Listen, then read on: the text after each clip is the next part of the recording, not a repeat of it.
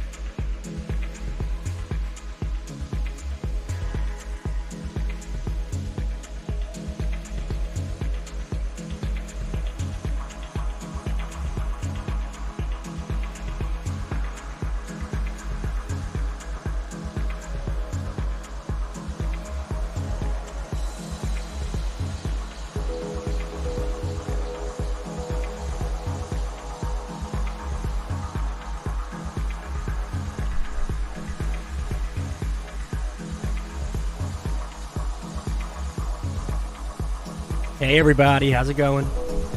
Oh, I can hear myself. Hang on. How do you guys like my new theme? Alright, monitor should be off. Hello?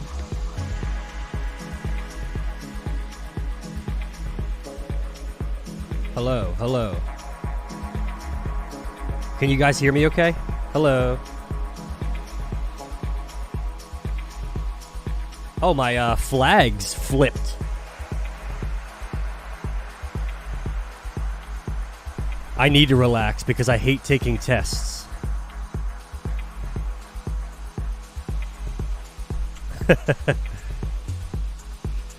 Okay, yeah, I had the monitor feature on in Streamlabs, so I was like, this microphone and setup has a built-in monitoring system, and so I was hearing myself twice essentially. It's been a couple days, guys. How have y'all been? My record got approved for Resident Evil Deadly Silence, so I'm technically in the top 30 for a speed run.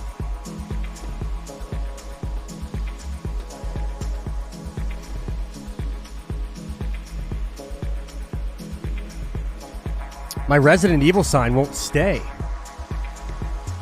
Oh yeah, you lost your Switch, huh? I forgot about that. Did you change your name on there? Your fave Meg to your fave PW Hogan? Hell yeah. Yeah, hearing your own voice sucks. Like I recorded some music a couple years ago, and it's unbearable to listen to myself sing. So you said you watched your favorite movie for the 86th time. I started counting after the 6th. Yeah, my favorite movie is The Shining. All of my stuff behind me is related to The Shining. And it's, I've watched it not 86 times, but probably in the 20s. I watch it every birthday. Guys, it's a rainy day here in Delaware. I love rainy days. Ooh, hello, bright guy.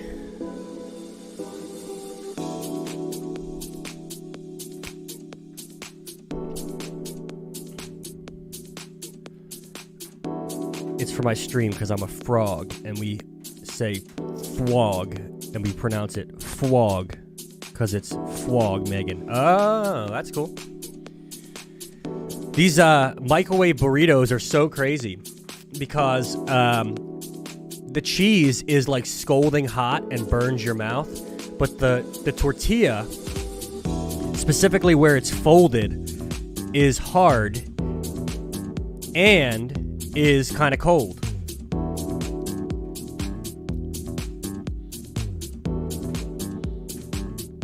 Do you guys like my pirate ship theme?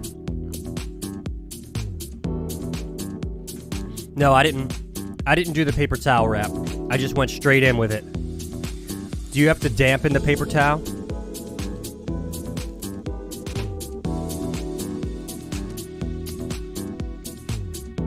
Your slab should be returned.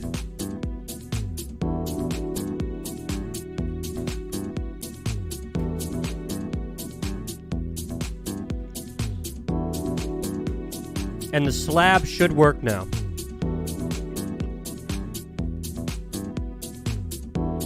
How dare you curse my study stream? So, I think Vulcan probably knows this at this point. You may not, Fwog. But I'm studying to be an elementary school teacher, and I have about 3 classes left of my associate's degree. And last semester, I was too overwhelmed by the classes to also stream. So as my schooling gets tough again, I want to try incorporating Twitch into my study so that I don't just disappear again. And I don't plan to either. I'm not as stressed out as I was, but I want to kind of combine some of my schoolwork with streaming. And it's probably not as fun to watch as Resident Evil, but I think it's better. It's going to help me study better because there's some accountability. Maybe other people who are studying can watch as well. And I don't know. Maybe it'll be helpful.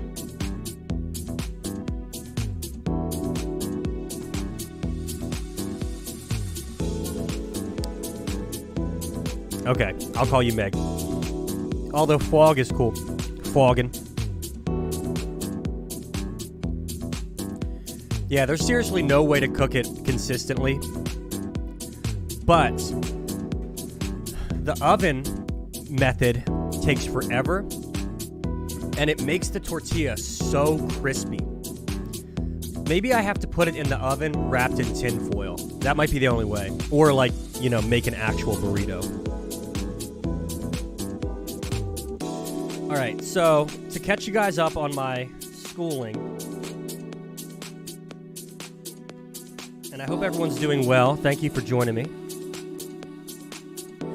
I got the idea from studying on stream from my friend Undead Pupil. He would stream, he was studying to be a pilot in the Army, and he was studying on stream. And it's a great way to chat and have some accountability, like I said. Yeah, I should just start making an actual burrito because it's not that challenging.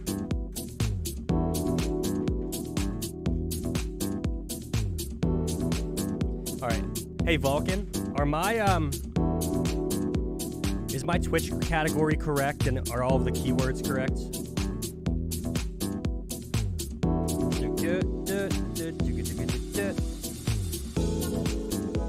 If I don't talk much, it's because I'm helping my dad. Cool. What are you helping him with?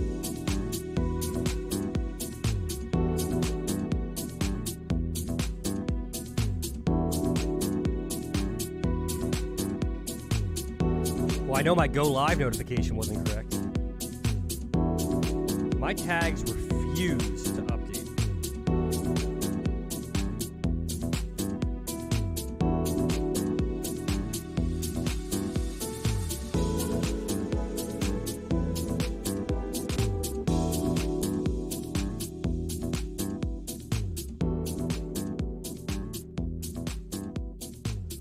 I just got some work done on my truck as well.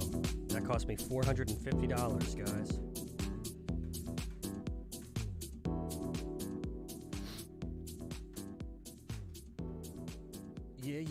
Yeah.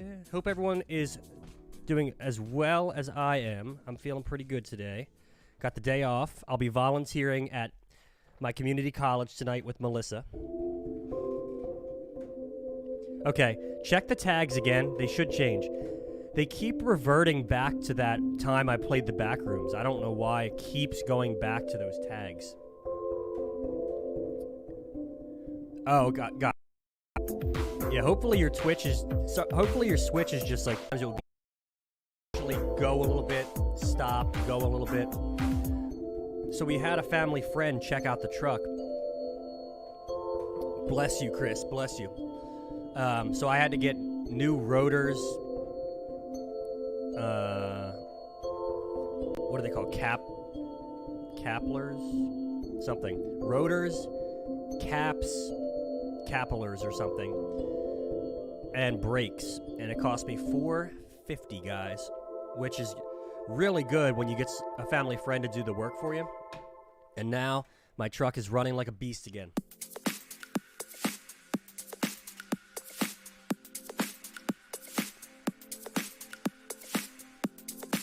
I updated my alerts and sounds as well. You guys should try them out.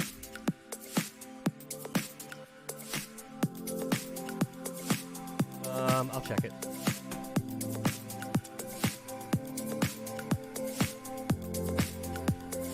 By the way, is the stream laggy for anyone else?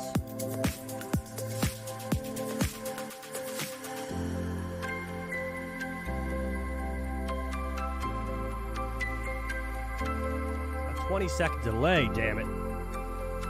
Yeah, guys, let me know if the stream is laggy for you.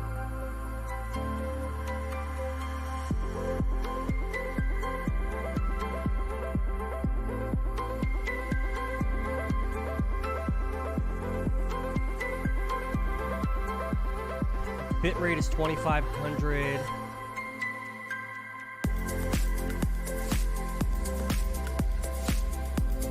Hello.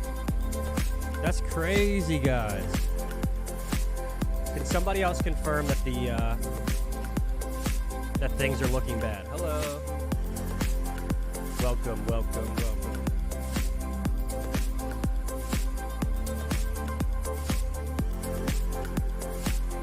Now I sound bad.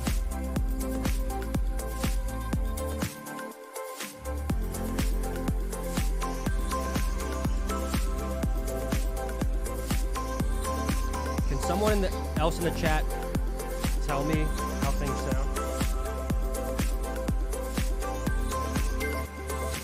Hello, hello.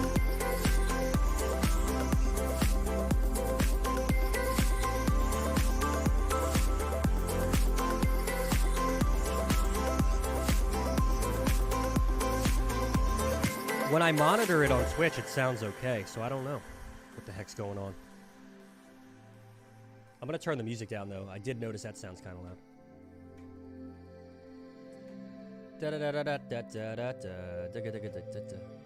Yay! Dude, that was weird. That was a chaotic couple of minutes between sound and... Alright, Vol, can I turn the music down a bit? How does it sound with like my voice versus the music?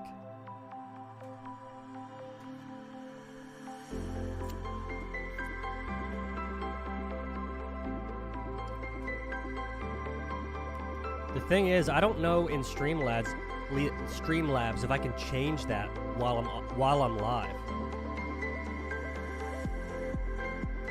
All right, check the music now. I turned it down a bit.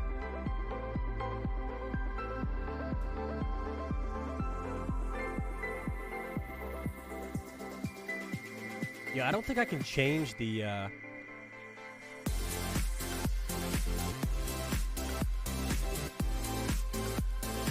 It's 1088 by 614, custom output resolution.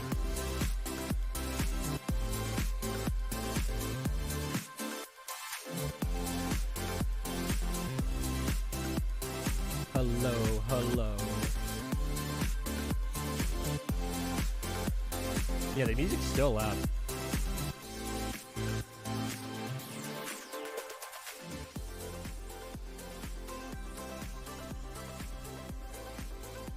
How's that? Okay. Yeah. So I've been playing Silent Hill 2, the enhanced edition with the HD graphics, and it feels like such a fever dream because I played the game once and I loved it, but I can't remember the game very well. There's some sections I do, like the hospital I remember pretty decently, and walking through the town and going to the bowling alley and the club. But like the apartments at the beginning, I can't remember a single thing that I was doing in that game.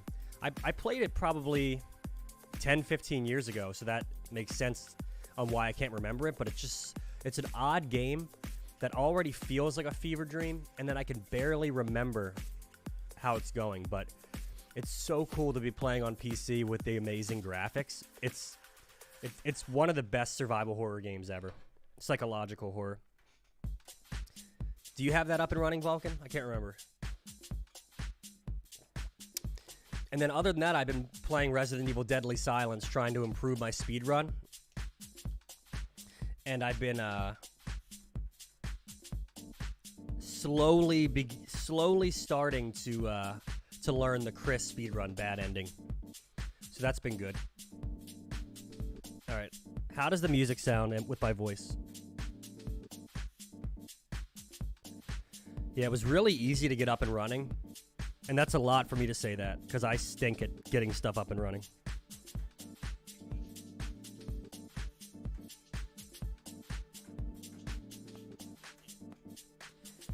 Yeah, I don't know why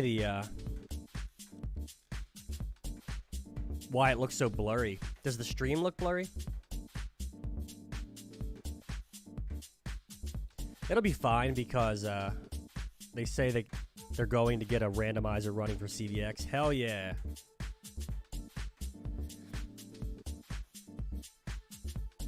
Low res. Okay. Well, at least we're just doing web browsing on this stream. I don't think you can change it in Streamlabs while you're streaming. Let's try it. All right, Vulcan. So it is Custom output resolution, 1088 by 1614. 614. What do you think it should be? Give me a number. We'll try updating it. 30 frames per second.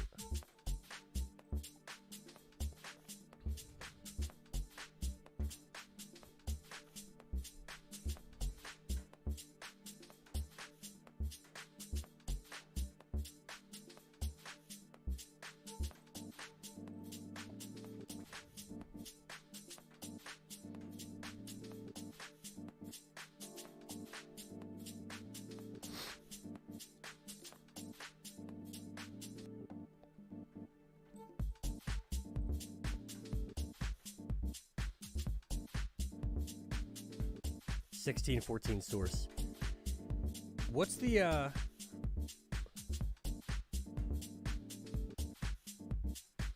full equation for 1080p? Like, what's it by?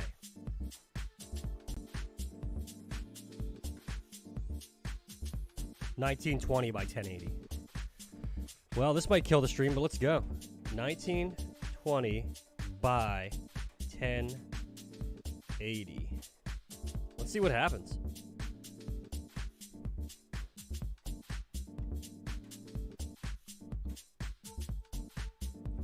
(60 frames per second). All right, tell me if that changed it.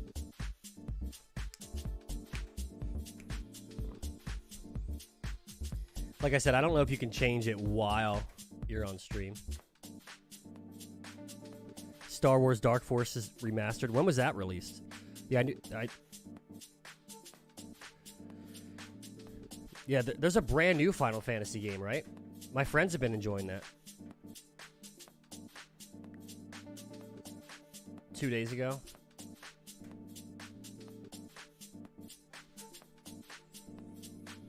Hello, hello, hello, hello. All right.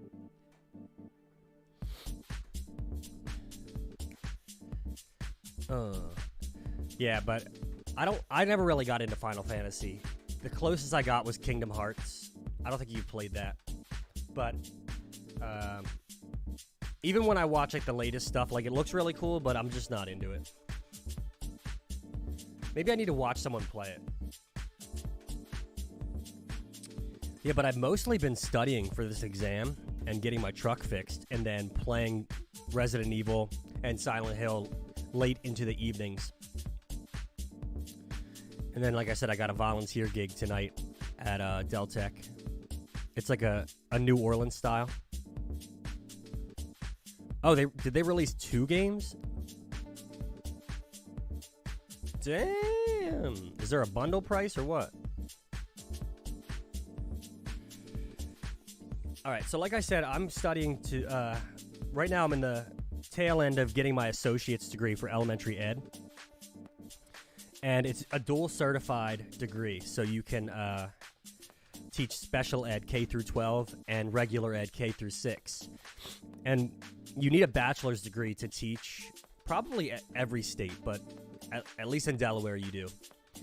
And while I'm pursuing the bachelor's degree, I'm going to take the Paraprofessional exam. And if you don't know, a paraprofessional is like a teacher's aide.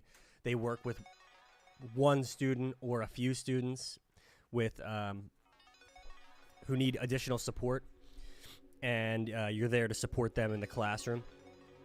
So I figured, even though it's not required to take this exam to be a teacher, I want to take it so that I have para in my back pocket while I'm doing the bachelor's degree. One, because it's a slightly easier test, so it's going to kind of get me prepared to take more tests when I start taking the teacher's exams.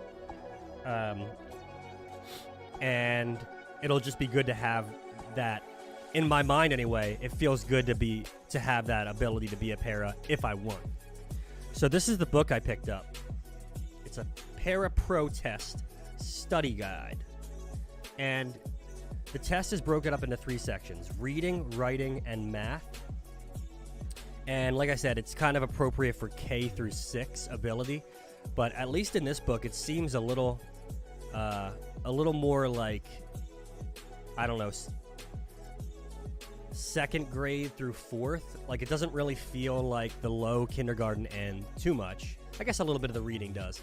And it doesn't really feel like the higher end of sixth grade.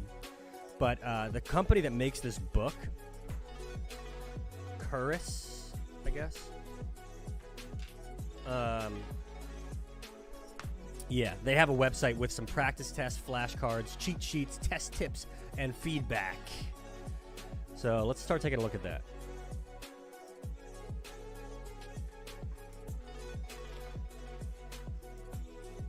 Oh, my text color.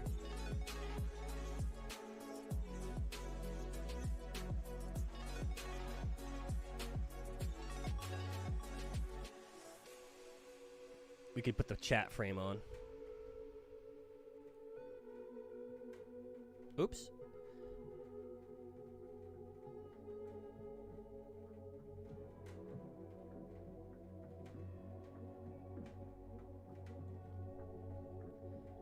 Now we could just change the color of the text. Let's see.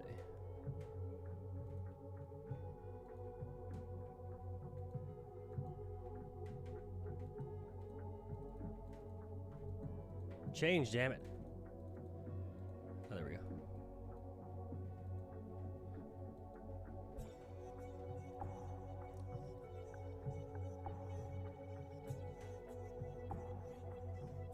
Okay, that should make the text more visible. Send a message, Vulcan. So as I'm going through the book, I did the reading section, and the practice questions I did pretty good on. And just to give you like some examples, so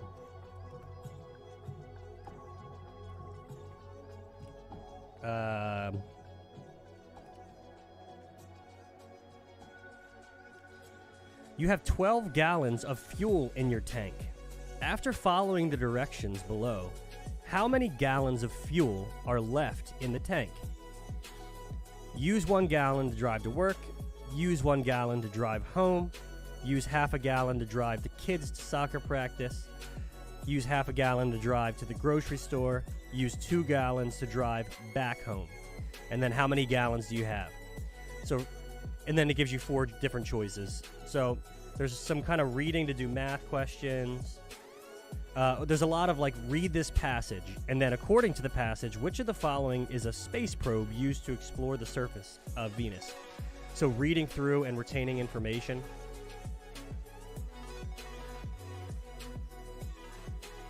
Yeah. So the reading section was pretty straightforward. Sometimes I get a bit of like imposter syndrome with school. I just don't feel confident taking tests, and even if I know something, I'm just like, I don't recall. So I'm just practicing to be as prepared as I can for the test. And I'm going to take a practice reading test. My goal is to take, just before I even study too much, just to take some practice tests to get some data on where I need the most help. And I can tell you it's probably going to be math. But even with reading, there are some questions that require a bit of thought. Oh, my webcam's going.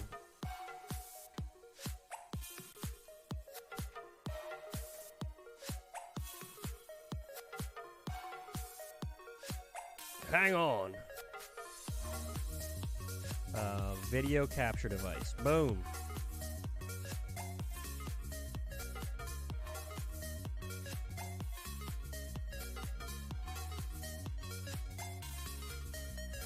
There I am.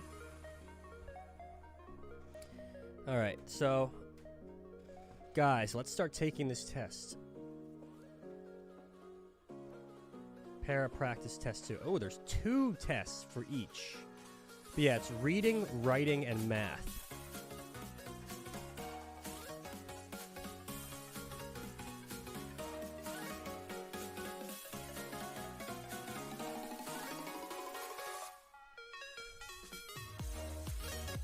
All right, Vulcan.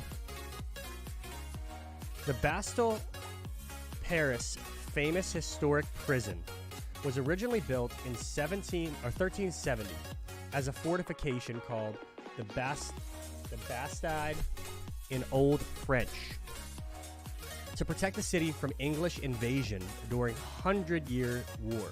It rose 100 feet into the air, had 8 towers, and was surrounded by a moat more than 80 feet wide. In the 7th century, the government converted the fortress into an elite prison for upper-class felons, political disruptors, and spies. Residents of evil arrived by direct order of the king and usually were left there to languish without a trial. In the first sentence, the word fortification most nearly means the Bastille Paris famous historic prison was originally built in 1370 as a fortification. All right, a royal castle, a national symbol, a seat of government, or a defensive structure. Yes, I'm going to go with a defensive structure. A bastille. A bastille, yeah.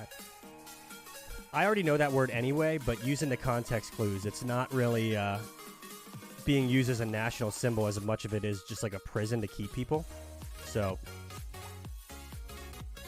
yeah, it's not royal. A paraprofessional asks a student the following question. Do you think this story was written mainly for children or adults?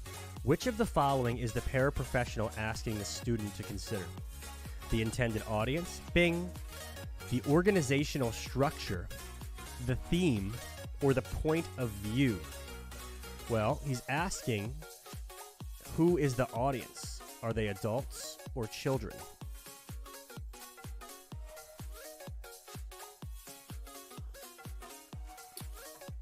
Okay. Which of the following is a characteristic of a text written in the third point of view? Pronouns such as he, she, it, or they, the pronoun you, the author speaking directly to the audience, or the author as the narrator. I think it's the author as the narrator. Because if I say, then she went to the castle, which was fortified, isn't that second person? I think when you say he, she, it, or they, you're essentially in the story, right? I'm thinking first person is I, second person is you. So then wouldn't third person be the author telling the story? He, she, it, they. Let's try it.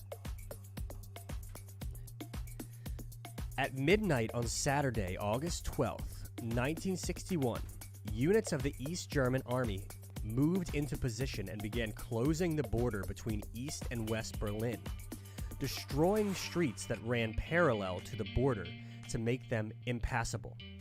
They installed 97 miles of barbed wire and fences around West Berlin, and another 27 miles along the border between West and East Berlin.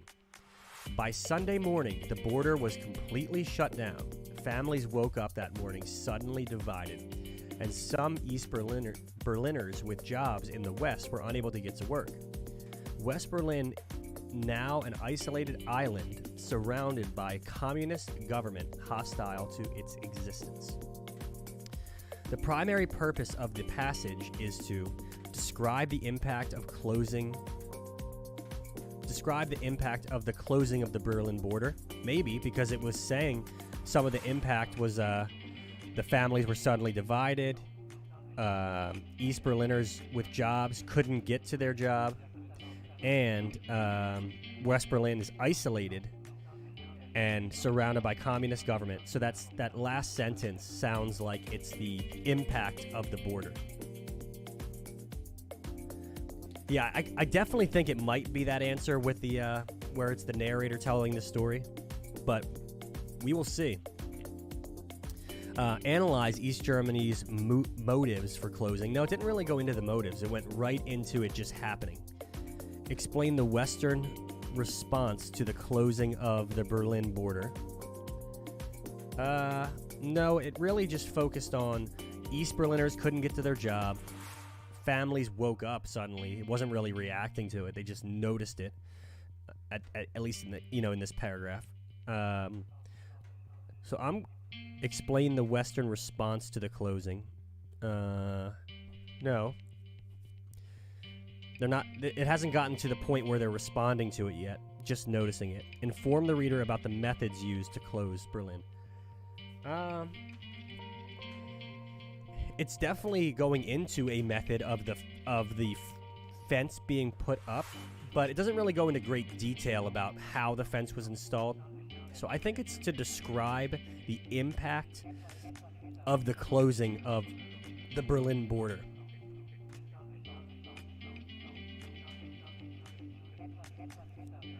A paraprofessional is asked to help a second grader increase her visual literacy. Which of the following activities would be most appropriate to meet this goal? All right, so we could help the student find an image or graphic online about recycling and then have her explain what the image communicates. Okay, I connect images and graphic with visual. Suggest to the teacher that the class undertake an activity where students organize and implement a school-wide recycling effort. I would focus on working with the child themselves rather than trying to bring the whole class into it. Read a short story with the student about a boy who is praised for recycling. Yeah, we're talking about visual literacy, so reading the short story. Assist the student in research at the school library. Yeah. I think connecting visual literacy with image and graphic is definitely the key there. This makes me think of the state testing we used to do. It was called DSTP, Delaware State Testing Program or something. It was just like this. In 1989, almost 1 million Chinese university students descended on central Beijing, protesting for increased democracy and calling for the resignation of Communist Party leaders. For 3 weeks, they marched, chanted, and held daily vigils in the city's Tiananmen Square. Tiananmen Square. The protests had widespread support in China, particularly among factory workers who cheered them on. For Westerners watching, it seemed to be the beginning of a political revolution in China. So the world was stunned when on July 4th, Chinese troops and security police stormed the square, firing into the crowd. Chaos erupted with some students trying to fight back by throwing stones and setting fire to military vehicles. Tens of thousands more attempted to flee. While official numbers were never given, observers estimated anywhere from 300 to thousands of people were killed, while 10,000 were arrested. It can be inferred from the passage that after July 4th, the movement for increased democracy in China fell apart. Western countries intervened on behalf of the university protesters. There's nothing in there about that. Factory workers took action in defense of the protesters. The government implemented significant reforms to military practices. Yep. When you're taking a test, I agree with you. The movement of increased democracy in China fell apart. Vulcan, do you feel like in tests when you start noticing like you've answered the same, like 3 in a row, the answer has been like number 1. You're like, oh man, I'm messing up because there's no way there's 3 questions in a row that have the same numbered answer.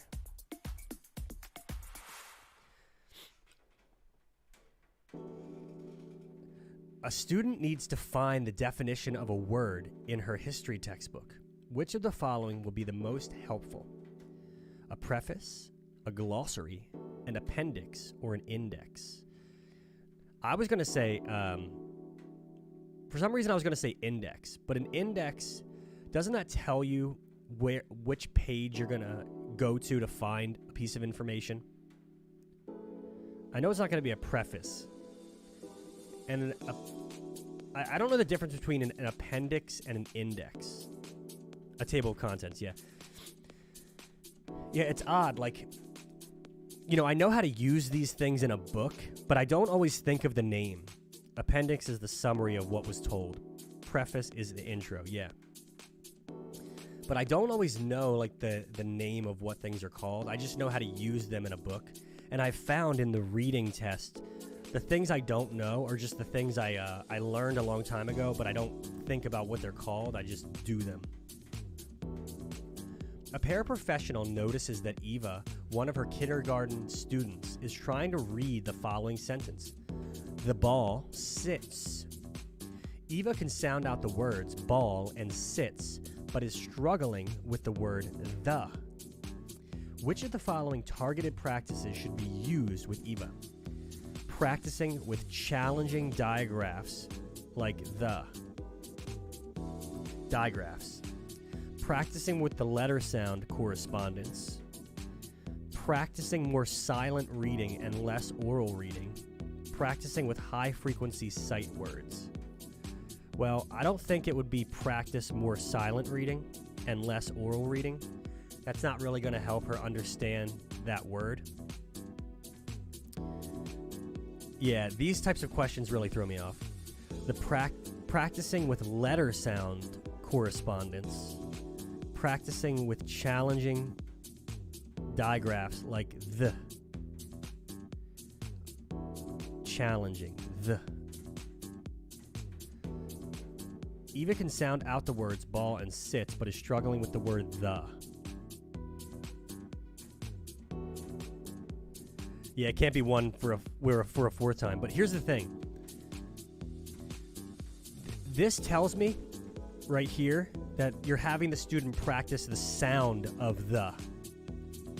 And the question doesn't say that Eva's struggling to pronounce the word, because she knows how to sound out words. She's simply struggling with the word the. So I'm thinking it should be practice with letter sound correspondence. Yeah, I think it's this one. You want to have the student practice with high-frequency sight words. Like, this is a common word that shows up in the language, and you want to build an association with the student to identify that word. I think it's 4. What's up, Ryo? Welcome in, buddy. How's your day going? I'm studying to take an exam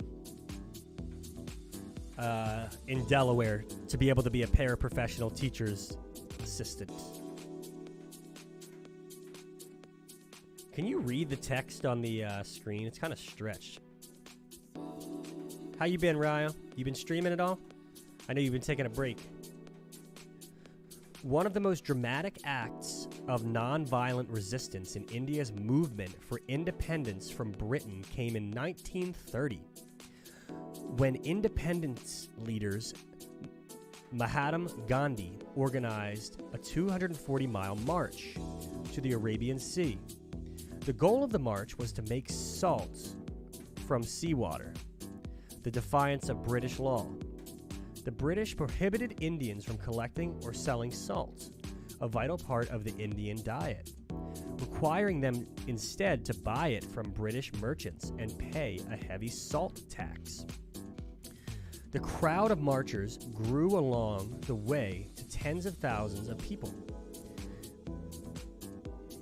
In Dandi, Gandhi picked up a small chunk of salt and broke British law. Thousands in Dandi followed his lead, as did millions of fellow protesters in coastal towns throughout India. In an attempt to quell the civil disobedience, authorities arrested more than 60,000 people across the country, including Gandhi himself. Okay, not really, but when the new South Park game comes out in a few weeks, I'll be hitting that on stream a lot. Nice. What's the game about? I didn't see that a new South Park game was coming out. And do you know how much it's going to cost? I might get down with that. Okay. Which of the following claims about civil disobedience would the author most likely agree with? Civil disobedience is a disorganized form of protest, easily quashed by government. No, I don't think so. $30? Jeez. Oh, an online PvP co-op. Nice. I guess it'll just be on Steam or released wherever. Civil disobedience requires extreme violations of existing laws to be effective. Civil disobedience requires extreme violation. Civil disobedience is an effective strategy for affecting political change. Civil disobedience is only effective in countries that already have democracy. I think it's this one. Civil disobedience is an effective strategy for affecting political change. Because in the context of this paragraph, that's exactly what Indian people did to affect change.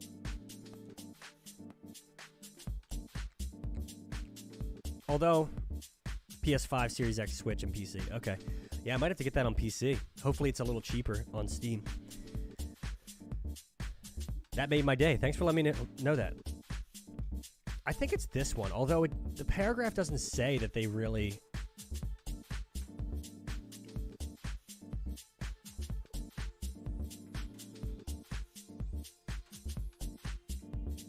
Because it doesn't say that they brought change with their protests in this paragraph.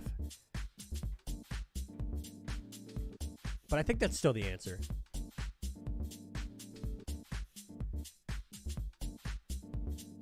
Although, civil disobedience is a disorganized form of protest. Yeah, it seemed very organized in this context. To get that many people on board. Which of the following is the highest point of a plot pyramid? Exposition, rising action, climax, or resolution? We know it's the climax.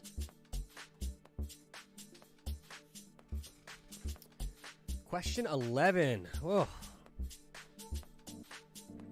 Okay. When a fire destroyed San Francisco's American Indian Center in October of 1969, American Indian groups set their sights on the recently closed island prison of Alcatraz as a site of a new Indian cultural center and school. Ignored by the government, an activist group known as Indians of All Tribes sailed to Alcatraz in the early morning hours with 89 men, women, and children. They landed on Alcatraz, claiming it for all the tribes of North America. Their demands were ignored, and so the group continued to occupy the island for the next 19 months. Its numbers swelling up to 600 as others joined. By January of 1970, many of the original protesters had left, and on June 11, 1971, federal marshals forcibly removed the last residents. I find these little stories interesting. The government refused to listen to the demands of the American Indians. American Indians occupied Alcatraz in protest of government policy. Few people joined the occupation of Alcatraz, weakening its effectiveness. The government took violent actions. Well, I don't think it was violent. They, forcibly removed the last residents. I associate the word force with violence. Few people joined the occupation of Alcatraz, weakening its effectiveness. They had up to 600 people, so that's plenty of people to join in. American Indians occupied Alcatraz in protest of government policy. I don't think it was in protest of government policy. It was because their center burned down and they chose that Alcatraz as a good place. The government refused to listen to the demands of American Indians. Their demands were ignored. Yeah, the government refused to listen to the demands of American Indians. Their demands were ignored. Makes sense. Mark, a third grader, is having a difficult time identifying the main idea of texts that he reads. paraprofessional is asked to give him extra practice with this skill. Which of the following is the best way for the paraprofessional to help Mark identify the main idea when he reads a passage? Stopping him and asking him what was the paragraph about after he reads each paragraph. Asking him to read longer passages so that he can get practice with more advanced text. I don't think it's that one. Reading only nonfiction text with Mark since the main idea is easier to identify. I don't think it's that one. Giving Mark passages with varying themes so that he has more exposure to different genres. Okay, I think it's either 1 or 4. Stopping him and asking him what the paragraph was about after he reads each one. Giving Mark passages with varying themes so that he has more exposure to different genres. Mark, a third grader, is having a difficult time identifying the main idea of text that he reads. A paraprofessional is asked to give him extra practice with skills. Which of the following is the best way for the paraprofessional to help Mark identify the main idea he reads? Ryo, what do you think? Stopping the student to ask what the paragraph was about after each paragraph, or giving him passages with varying themes so that he has more exposure to different genres. I think the first one. If he's having trouble with a skill, I don't think you need to bombard him with more types of text. I think you just need to have the student slow down and spend more time. Hey, there you go. Grip it and rip it, baby. I'm going to say stopping him and asking him what the paragraph was about. And then hit that vape.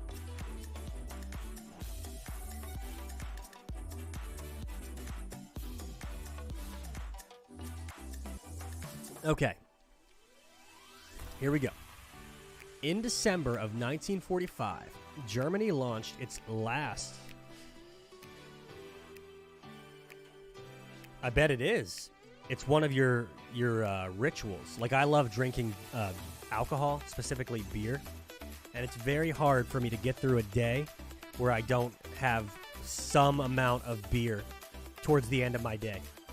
Usually 2 to 4 beers, I'd say, every day.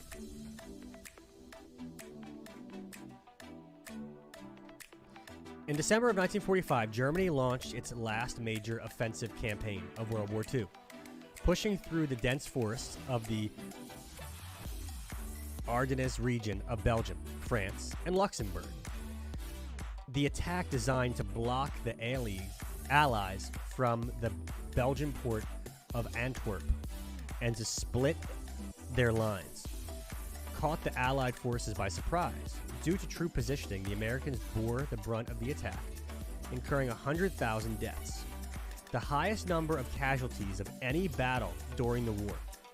However, after a month of grueling fighting in the bitter cold, a lack of fuel, and a masterful American military strategy resulted in an Allied victory that sealed Germany's fate. Okay. In the last sentence, the word grueling most nearly means exhausting, secretive, costly, or intermittent. I love when I know the word, because then I don't even have to use context clues. So it's like, it's basically saying, what does grueling mean? What's a synonym for grueling? But sometimes I do have to use the context clues. But welcome in, everybody. I'm Starfish, and I'm studying for the ParoPro test in Delaware. So when I get my associate's degree, I'll be able to get a job in a classroom if I would like, as I pursue my bachelor's degree. I'm currently enrolled in 3 classes, Applied Concepts of Technology, Classroom Management, and Earth and Space Science, and then I have 3 more classes left of my associate's degree. So I'm taking some practice tests so I can not be so anxious when I start to take all of these exams for the para and for teaching. Which of the following is the definition of the underlined word in the sentence? Elaine was feeling lethargic after a poor night's sleep, but she still managed to get to work on time. Tired, confused, angry, or rushed? All right, so I think that lethargic means confused, but Elaine was feeling tired after a poor night's sleep, but she still managed to get to work on time. Elaine was feeling confused after a poor night's sleep, but she still managed to get to work on time. Elaine was feeling angry after a poor night's sleep, but she still managed to get to work on time. Or Elaine was feeling rushed after a poor night's sleep. So I definitely don't think you would feel... I don't think angry fits at all. I don't think rushed fits at all. But these two kind of fit. Elaine was feeling tired after a poor night's sleep, but she still managed to get to work on time. Or Elaine was feeling confused after a poor night's sleep. Yeah, exactly. Tired fits. Although, for some reason, I thought I associated lethargic with confused. I feel all lethargic right now as I take my test. I ate too many microwave burritos and now I feel lethargic. Yeah, but tired fits great. Thanks, Ryo. Appreciate that. All right. In a remote nature preserve in northeastern Siberia, scientists are attempting to recreate the subarctic steppe grassland ecosystems that flourished during the last ice age. The area today is dominated by forest, but the lead scientists of the project believe the forested terrain was neither a natural development nor environmentally advantageous. They believe that if they can restore the grassland, they will be able to slow climate change by slowing the thawing of the permafrost, which lies beneath the tundra. Key to this undertaking is restoring the wildlife to the region, including wild horses, musk oxen, bison, and yak. Most ambitiously, the scientists hope to revive the woolly mammoth species, which was key in trampling the ground and knocking down trees, helping to keep the land free of grasses to grow. It's fascinating how the earth changes like that. Okay, in the fourth sentence, the word advantageous most nearly means beneficial, damaging, useful, or appropriate. What do you think, guys? They believe that this can restore they will go the slow climate change, thawing permafrost, key undertaking, wildlife region, including horses. Dude, I don't even see advantageous. I think it's beneficial, though. Oh, there it is. The area today is dominated by forests, but the lead scientists of the project believe the forest terrain was neither a natural development nor environmentally beneficial, nor environmentally damaging, nor environmentally useful, nor environmentally appropriate. Some of these kind of fit, but I would say beneficial.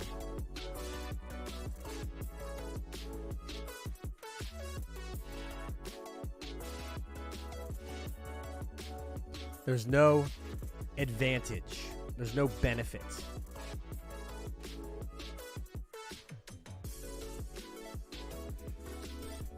Dweeble, dweeble, dweeble, dweeble.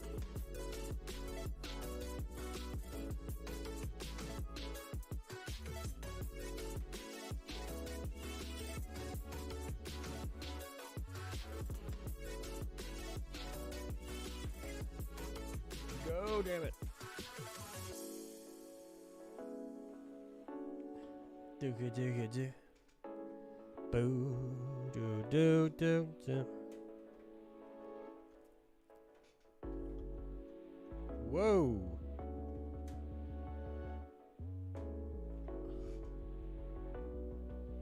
Wait, it's zooming my whole screen. Holy.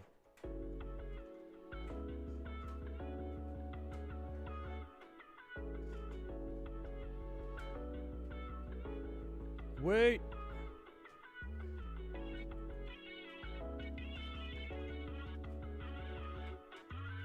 Oh, there we go. Dude, that was crazy. I guess I used like a...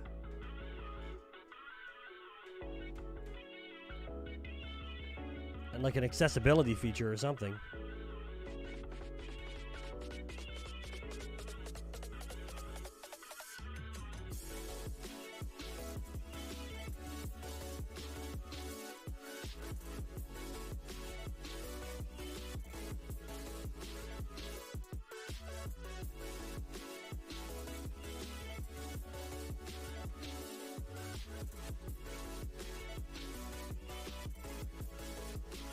Okay.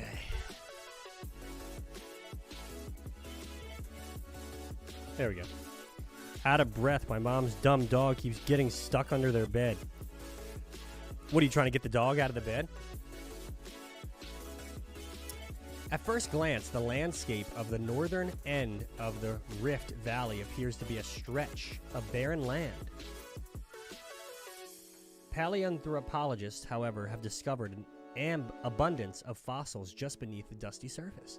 They believe this area once contained open grasslands near lakes and rivers, populated with grazing animals. 40 miles from this spot in 1974, scientists uncovered a 3.2 million year old non-human hominid they nicknamed Lucy. And in 2013, researchers found the oldest fossil in the human ancestor line. Before this, the oldest fossil from the genus Homo, of which Homo sapiens are the only remaining species, dated only back to 2.3 million years ago, leaving 700,000 gap between Lucy's species and the advent of humans. The new fossil dated back to 2.75 to 2.8 million years ago, pushing the appearance of humans back 400,000 years. According to the passage, the discovery of Lucy gave scientists new information about the development of humans, provided evidence of a different ecosystem in the ancient Rift Valley, supported the belief that other hominids existed significantly before humans, closed the gap between the development of other hominids and humans.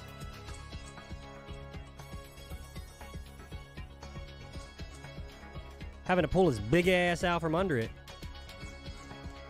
Welcome back for 10 minutes, Vulcan. Excuse me. Oh, what are you having for lunch?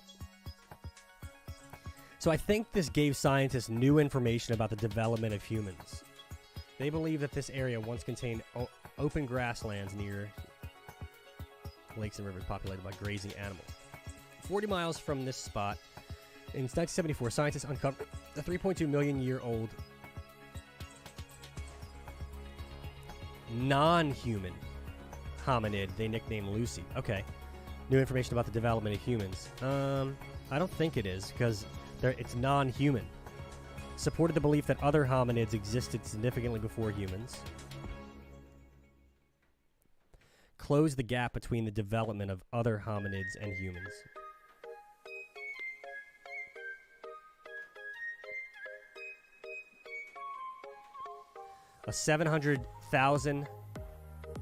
Leaving a 700,000 gap between Lucy's species and the advent of humans. This new fossil dated back... So it didn't close the gap, right? Chipotle beef, barbacoa quesadilla. Oh, you went with the quesadilla, huh? I always found their quesadilla to be, like, expensive compared to the other stuff. Isn't it more expensive than a burrito bowl? It is good, though. These questions trip me up. I hate numbers. Oh, same price? That's not bad, then. It is less stuff. But sometimes I overeat at Chipotle when I get the bowl. Researchers found that the oldest fossil in the human ancestral line. Before this... Wait.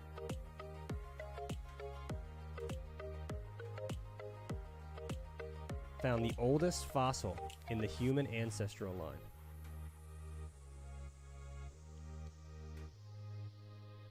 A non-human hominid they nicknamed Lucy. And in 2013, researchers found the oldest fossil in the human ancestral line. Oh, that's separate. They believe in this area contained open grasslands near lakes and rivers, populated with grazing animals. 40 miles from that spot, in 1974, scientists uncovered a 3.2 million year old non-human hominid. So, it's not about humans discovering Lucy. Provided evidence of a different ecosystem. I guess it could be that. Supported the belief that other hominids existed significantly before humans.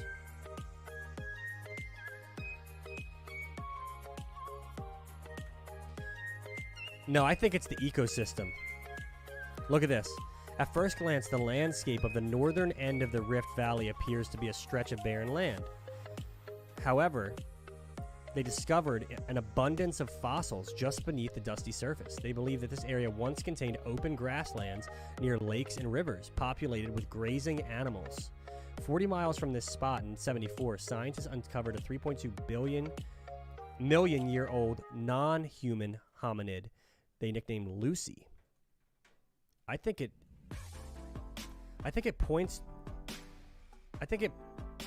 proves the ecosystem.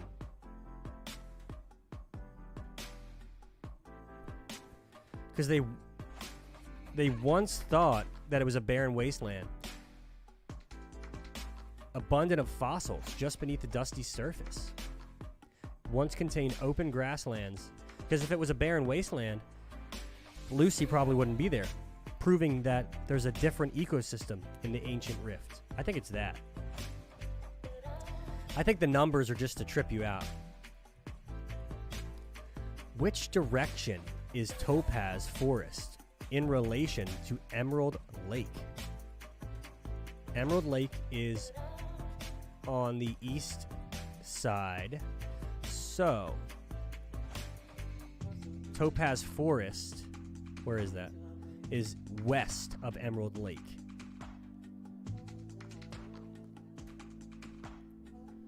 Approximately how many miles is Camp Diamond from Camp Sapphire?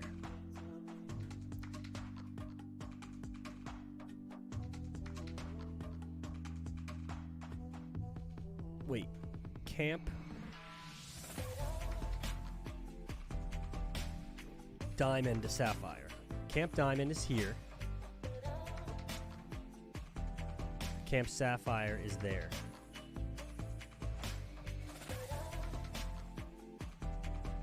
I guess 2 miles, right?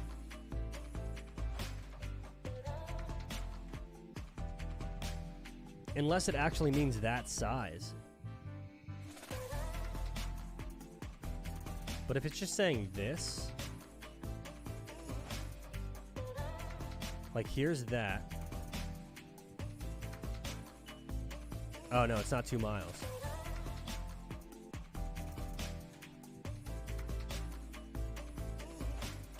Approximately how many miles is Camp Diamond from Camp Sapphire? Here's Sapphire. There's Diamond.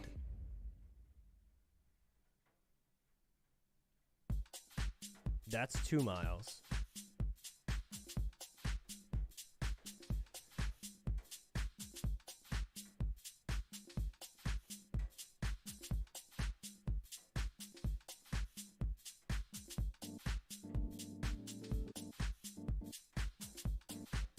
Do you need a ruler for this? Or am I missing something here, guys? It's not 100. It's not 0.1. I'm gonna say if I eyeball it, if this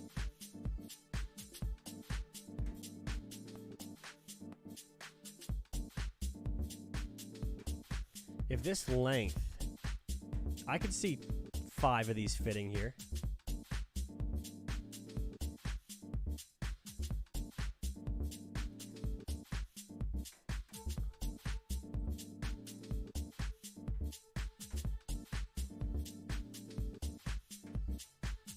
I'm gonna say, wait, you're saying each of these dots is 2 miles?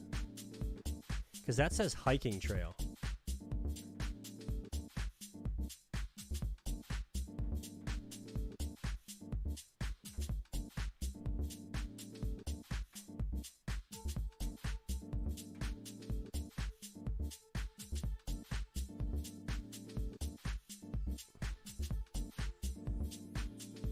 How do you know that? 6 to 7 dots is 2 miles.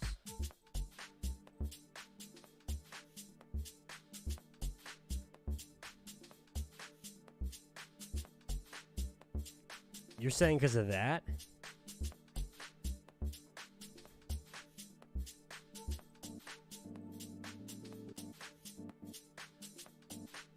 Oh, you're saying because this is the same length as that, so you could make the assumption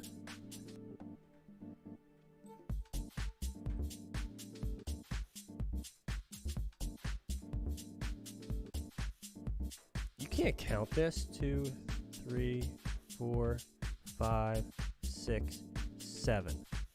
1, 2, 3, 4, 5, 6, 7. 1, 2, 3, 4, 5, 6, 7. If that's the case, it's definitely not 100. And it's not 1.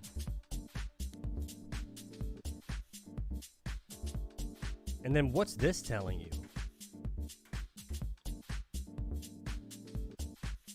I'm going to say 10.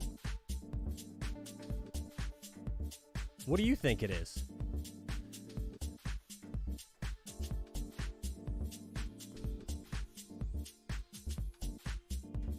Yeah, it's just a wall. I don't know how you're really supposed to figure that out, though. That looks like a dinosaur.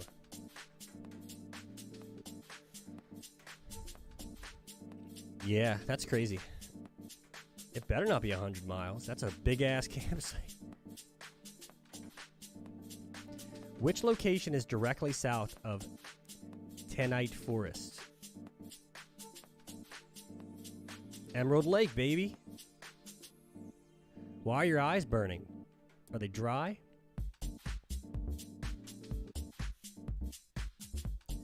All right, so south of Tannanite Forest is Emerald Lake. A paraprofessional. 10 more questions, guys.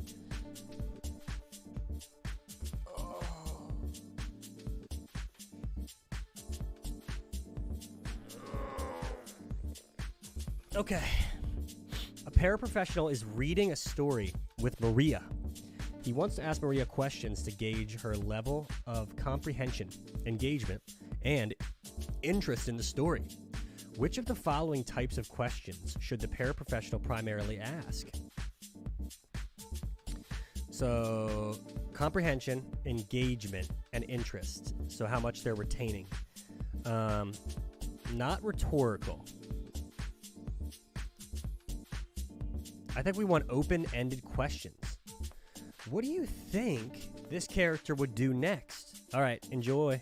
Have a good ride. Open-ended. Rhetorical, no. Close-ended, no. Passive listening questions, no. We definitely don't want passive. We don't want close-ended because we could just guess. We don't want rhetorical questions because those are just like obvious answers. After following the directions below, how much water is left? You have 3 gallons. You use half a gallon, so that's 2.5. You use 1, that's 1.5. You put in an ice tray. Oh, so it's all subtraction. So it's 3 minus 2, 1. Hey. Let me double check though. You have 3 gallons. You use that, and then you put that in the ice tray. So you're also using.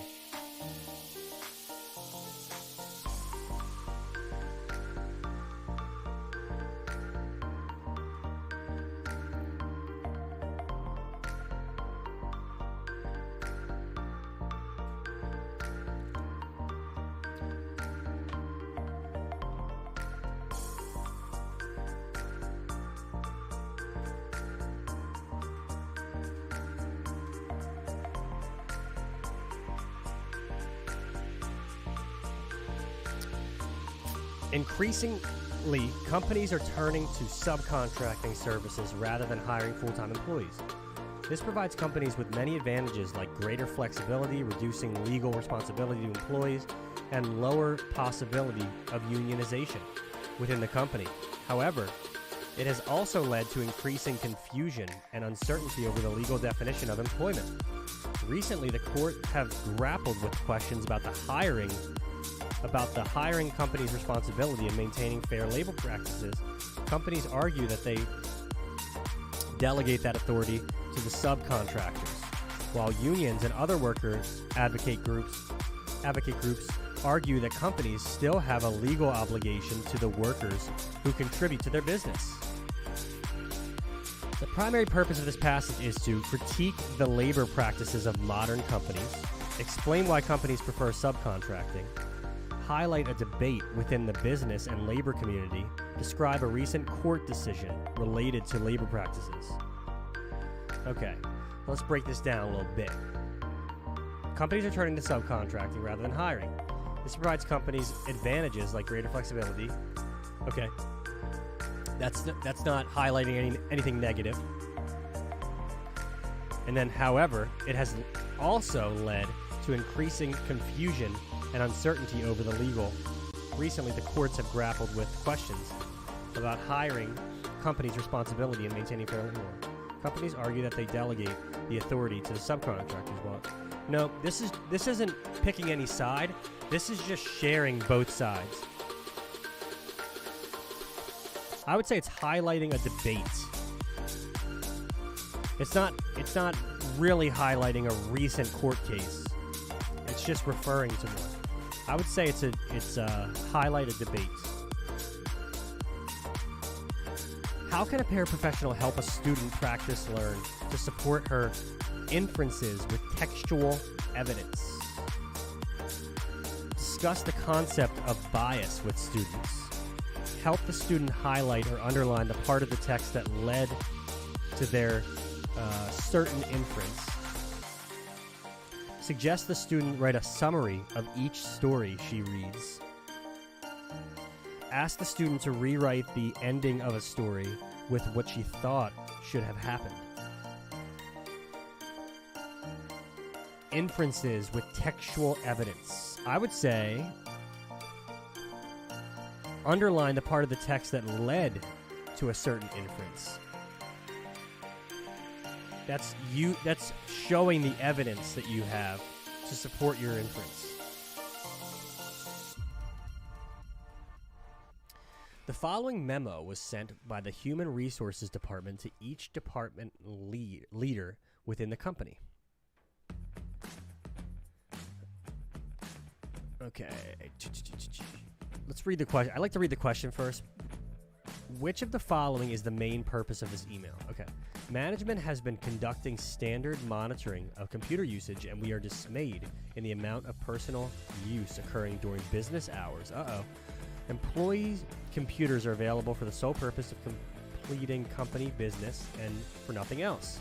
These rules must be respected. If employees are found to be using computers for personal use during work hours, disciplinary action will be taken. Personal use should occur in emergency situations only, and in these cases, use should be limited to 30 minutes. Please communicate those requirements to all personnel in your department. Okay, so it's to the department leaders to notify employees that their computer use is being monitored, to inform a group of employees about disciplinary actions that has been taken, to provide information about the computer usage policy to the department leaders, to explain in which emergency situation it is appropriate for employees to use computers. Yeah, this isn't to the employees, it's to the department leaders on how they should be dealing with this. To provide information about the computer usage policy to department leaders. Okay, which of the following inferences may be logically drawn from this memo? So it's the same one. Standard monitoring. Department leaders will be punished if employees are found to be using computers inappropriately. Let's see.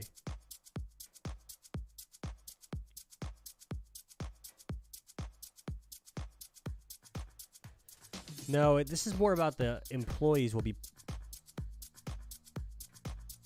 Disciplinary action will be taken to the employee if they're breaking the rule. Employees will likely leave the company rather than stop. That's a stretch. Management will allow some flexibility about the rules for computer use for the department leaders. Management will not hesitate to initiate disciplinary action against employees who use computers inappropriately. Bingo. Which of the following describes the role exposition plays in a story? Oh, I don't know. Role exposition. It sets up the setting and characters. It allows the climax to unfold. It is the sequence of events leading up to the climax. It provides an ending to the story. Yeah, I don't know what role exposition is. I think expose. The outside position. I think it's the setup for the characters.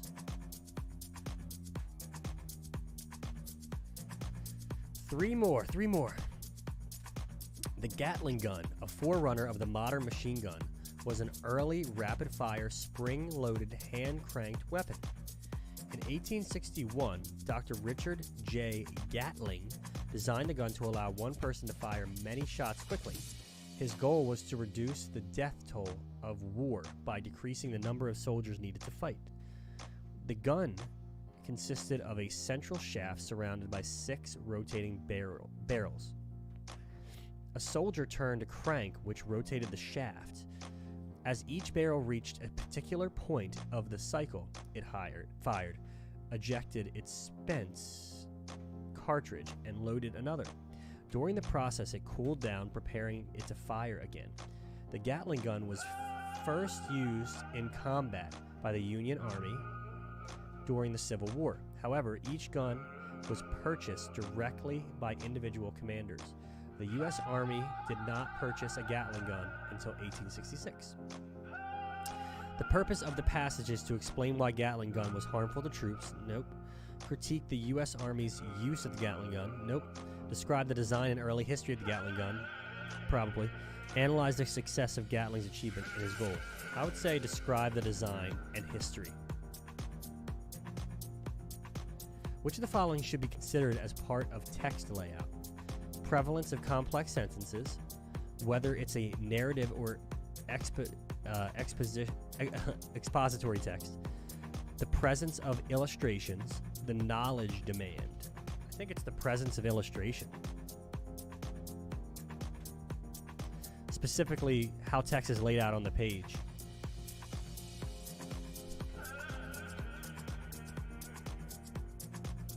Which of the following stories should be used to illustrate a plot pyramid to students for the first time? A complex novel with multiple plot lines? A nonfiction passage from a textbook?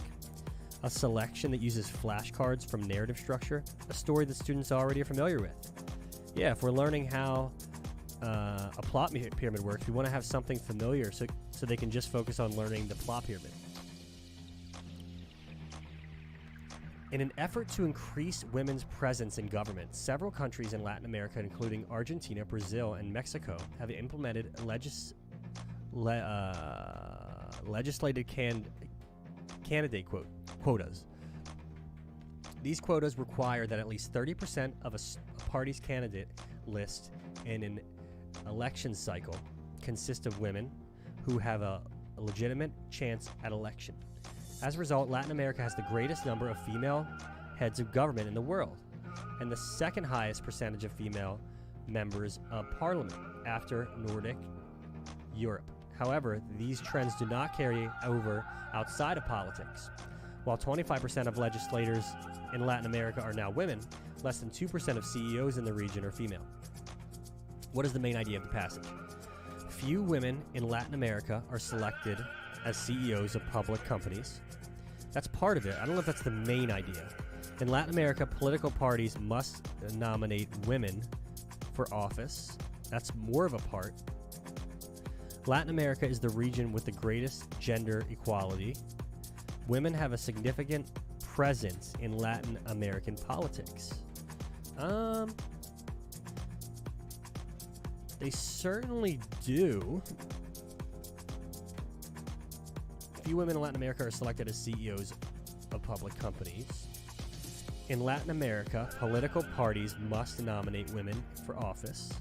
Latin America is the region with the greatest gender equality. I don't think it's that, because it's talking about inequities in private business.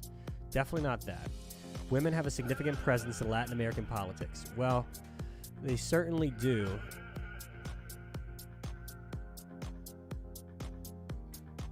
%30 of parties candidates listed in any election.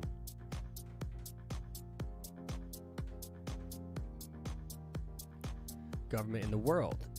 As a result, Latin America has the greatest number of female heads.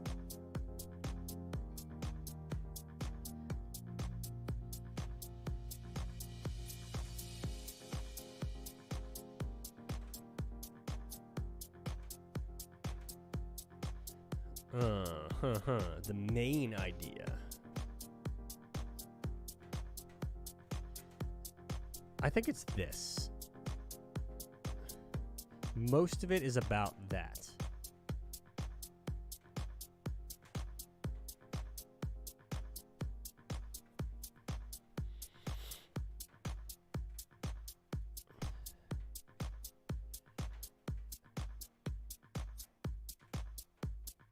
Oh, we did pretty good, guys. We got a 90.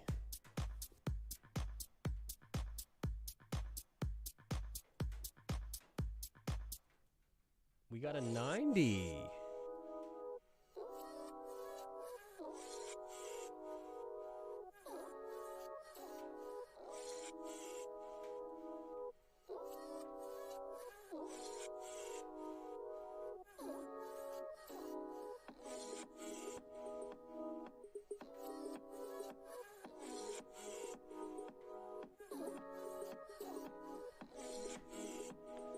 Okay, so let's see. Correct answer is 27. What did we get wrong?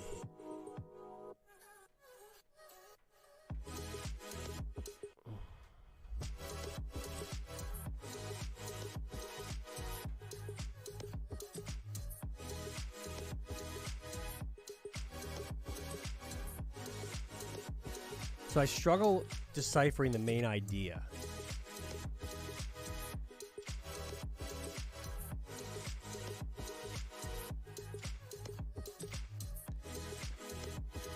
Ignored by government, an activist group known as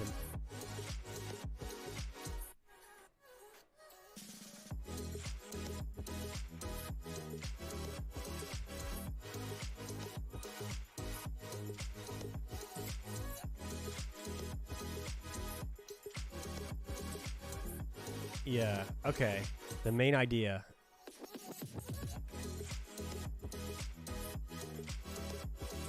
Okay, makes sense. I guess I confused the main idea with like the result of what happened.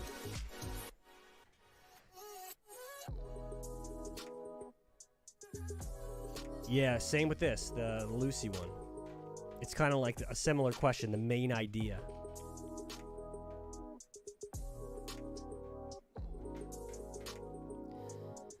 Other hominids existed significantly before humans.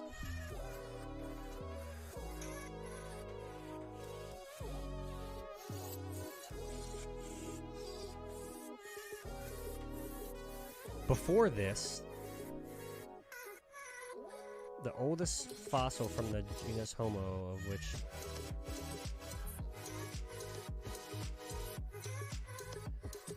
okay, makes sense. Other hominids existed significantly before humans. And I bet the third one I got wrong was the last question. Yep. It's these main idea type questions.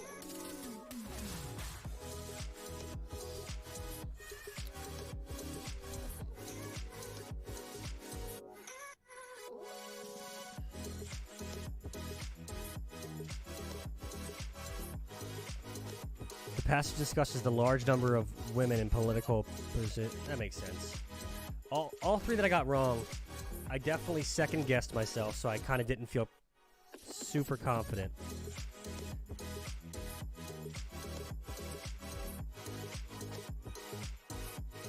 Makes sense. But still, we got a 90 out of 100.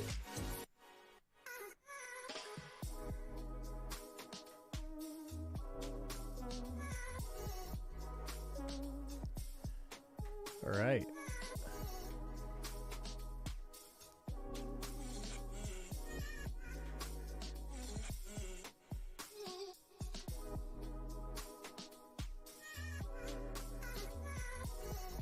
Ooh, this part of the test is harder.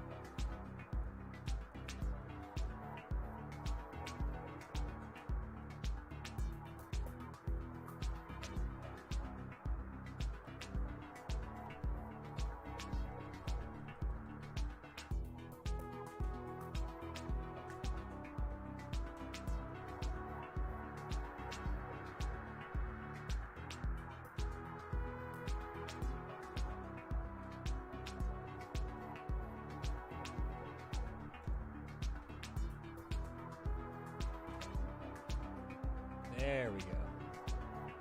Now we're cooking.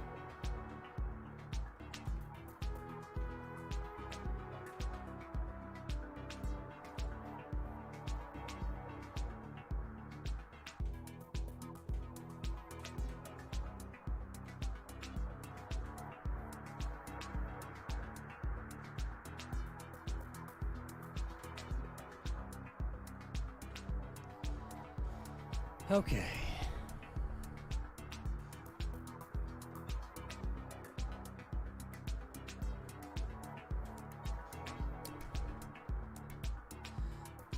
Arrange the following from the list to last in order they appear in the passage. Heat it to the correct temperature.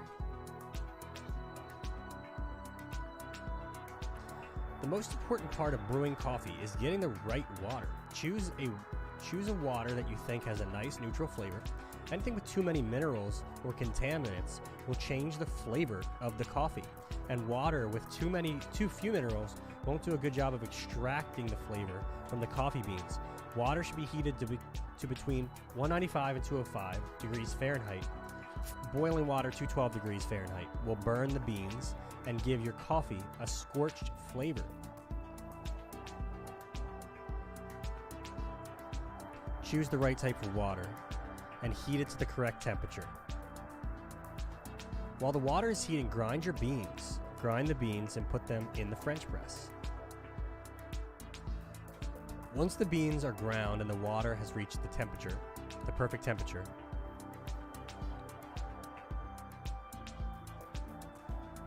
choose the right type of water.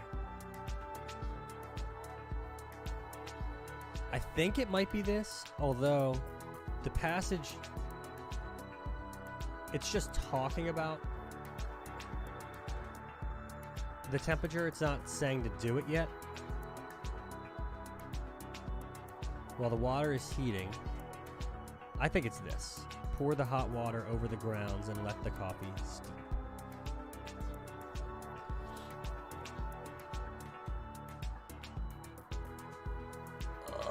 Okay. The most important part of brewing coffee is getting the right water. Choose a water that you think has a nice neutral flavor. Oh wait. What is the author's intent in writing this passage? To describe how to make hot beverages, to argue that grinding beans makes a better cup of coffee, to claim that coffee is better than tea, to explain how to brew a cup of good old coffee. Boom.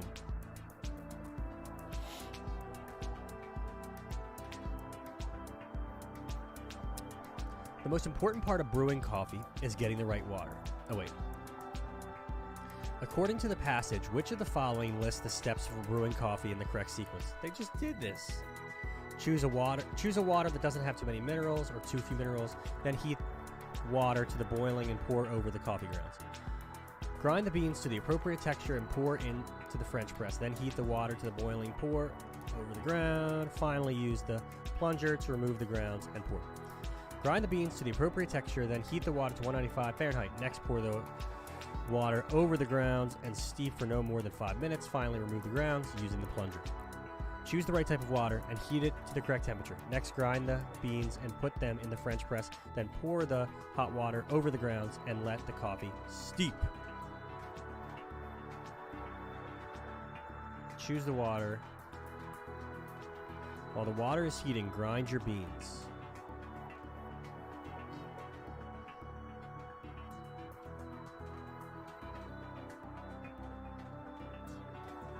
It's this one here. Choose the water, heat it to the correct temperature, grind the beans and put them in the French press, then pour the hot water over the grounds and let the coffee steep. Which of the following best describes the structure of the text? Chronological, cause and effect, problem and solution, contrast. I would say chronological. It tells you the steps as they should happen.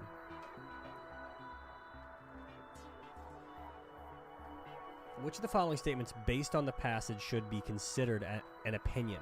While the water is heating, grind your beans. French press, which we recommended, allows you to control the brewing time and provide a thorough brew. Anything with too many minerals or contaminants will change the flavor of the coffee, and water with too few minerals won't do a good job of extracting the flavors.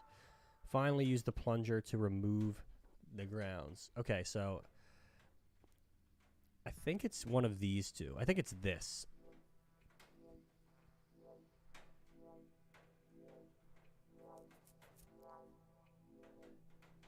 Because the won't do a good job of extracting the flavor from the coffee. I think flavor is subjective. This particular format of the test is flowing because you're just reading that one passage and answering quite a few questions about it.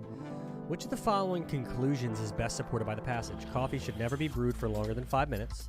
It's better to use too many coffee beans when making coffee than too few. Brewing quality coffee at home is too complicated for most people to do well. The best way to brew coffee is often determined by personal preference.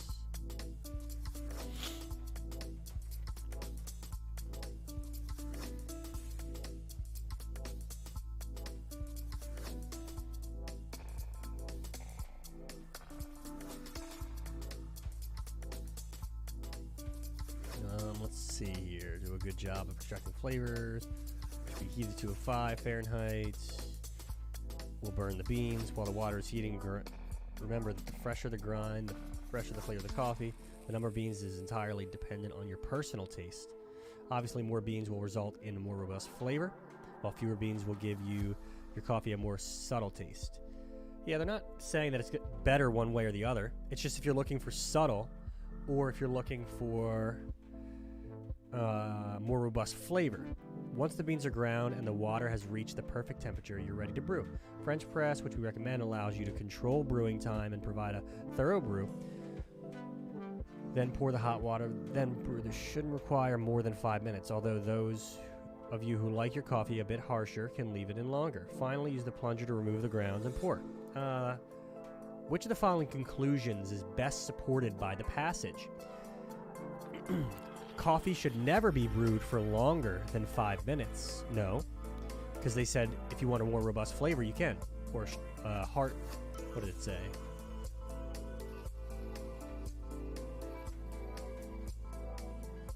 Shouldn't require more than 5 minutes, although those of you who like coffee a bit harsher can leave it longer, so you can do that. It's better to use many coffee beans when making coffee. No, that was more of an opinion, again, about the taste. Vulcan, welcome back. Oh, that stinks. So did you have to pay double or anything? I did that to Taco Bell once, and they made me buy the order over again. Brewing quality. Oh, I got a 90% on the first test. I got 27 out of 30 correct. And the 3 that I got wrong had to do with picking out the main idea of the passage.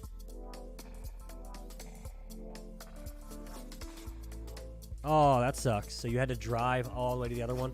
Yeah, that's what happened with my Taco Bell order. But I didn't. I just bought it again because I was running out of time.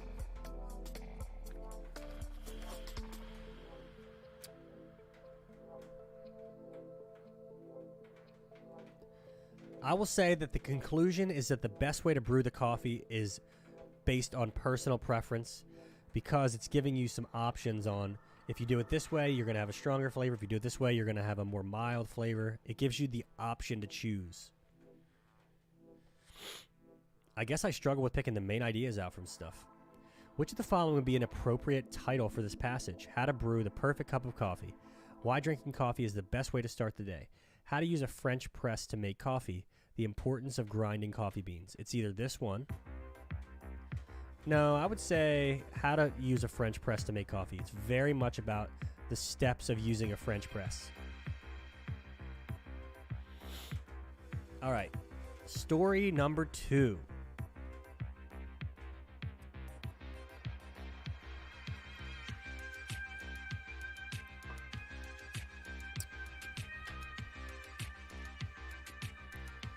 Influenza, also called the flu, has historically been one of the most common and deadliest human infections. While many people who contract the virus will recover, many others will not. Over the past 150 years, tens of millions of people have died from the flu, and millions more have been left with lingering complications such as secondary infections. Although it's a common disease, the flu is not actually highly infectious, meaning it's relatively difficult to contract. The flu can only be transmitted when individuals come in direct contact with bodily fluids of people infected with the flu, or when they are exposed to expelled aerosol particles, which results from coughing and sneezing. Because the virus can only travel short distances as aerosol particles, and will die within a few hours on hard surfaces, the virus can be contained with fairly simple health measures like hand washing and face masks. However, the spread of the flu can only be contained when people are aware such measures need to be taken. One of the reasons the flu has historically been so deadly is the amount of time between when people become infectious and when they develop symptoms. Viral shedding, the process by which the body releases viruses that have been successfully reproducing during the infection, takes place 2 days after infection, while symptoms do not usually develop until the 3rd day of infection. Thus, infected individuals have at least 24 hours in which they may unknowingly infect others. Uh-oh. Okay, what is the main idea of the passage? The flu is a deadly disease that's difficult to control because people become infectious before they show symptoms. Okay, this is the type of question I struggle with for some reason. For the flu to be transmitted, individuals must be in contact with the bodily fluids from infected individuals. Actually, I think I have a page in my textbook about this.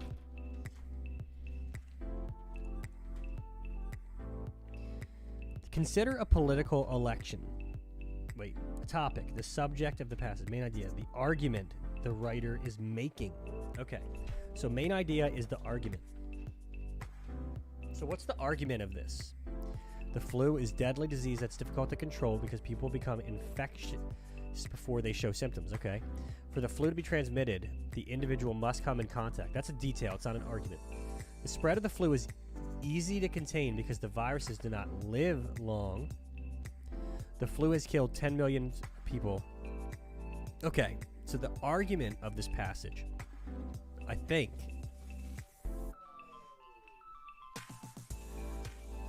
is that the spread of the flu is easy to contain because the viruses do not live long.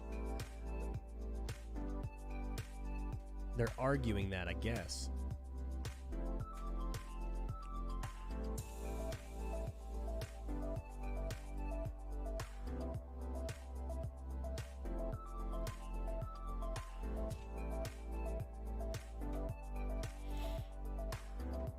Damn, what's the argument here? The spread of the flu is easy to contain because the viruses do not live long. Either must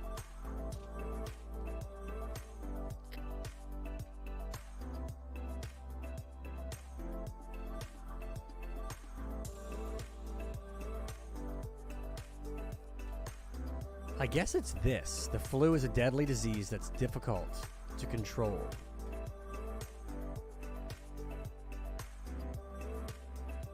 It's either this or this. The spread of flu is easy to contain because viruses do not live long. On.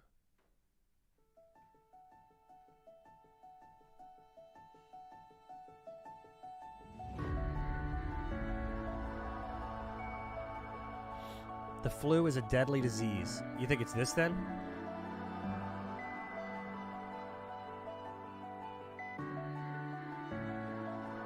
The flu is a deadly disease that's difficult to control because people become infectious.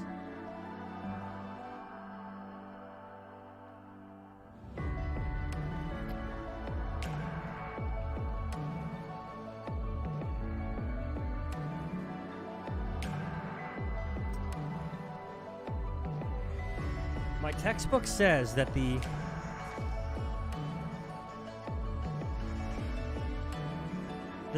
main idea is the argument the writer is making about the topic.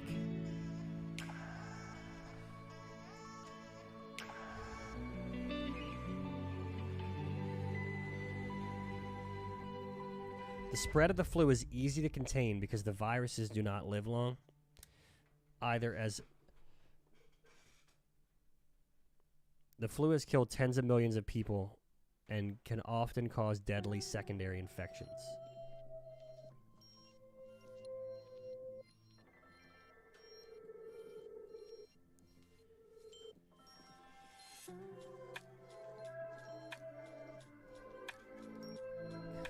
I don't know why I struggle so much with identifying the main idea.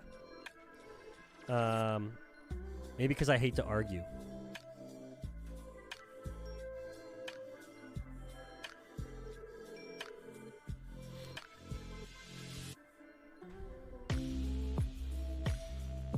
Yeah, I would say that. I would say C. The spread of the flu is easy to contain because they're kind of letting you know that, like, yes, the flu is common and deadly, and many may recover, many may not. This is where they start to, like, try to say something to the audience. That sort of, like, seems to be more of like an opinion that they're arguing. Which of the following correctly describes the flu? Yeah, I think so too. Which of the following correctly describes the flu? The flu is easy to contract and always fatal. No. The flu is difficult to contract and always fatal. No. The flu is easy to contract and sometimes fatal. The flu is difficult to contract and sometimes fatal. I prefer the layout of this second reading test because you just read a passage and then there's like 8 questions about that text, and it moves a lot faster. Why is the flu considered to not be highly infectious? Many people get the flu, will recover. No, that's not about the infection. The process of viral shedding takes a few days, so infected individuals have enough time to implement simple health measures. The flu virus cannot travel far or live long in the human body, so it spreads 24 hours. Yep, I think C as well. What is the meaning of the word measures in the last paragraph? Standard unit? Oh no. You can take measures. When people are aware such measures need to be taken. A plan of action. Which statement is not a detail from the passage? Tens of millions of people have been killed by the flu virus. There is typically a 24-hour window during which individuals are infected. Viral shedding is the process by which the flu can be transmitted by direct contact with bodily fluids from infected individuals or by exposure to aerosol particles. That's definitely in there. Viral shedding is the process by which people recover from the flu. I think it's this. Yeah. The viral shedding isn't how they're recovering, it's how they spread the disease.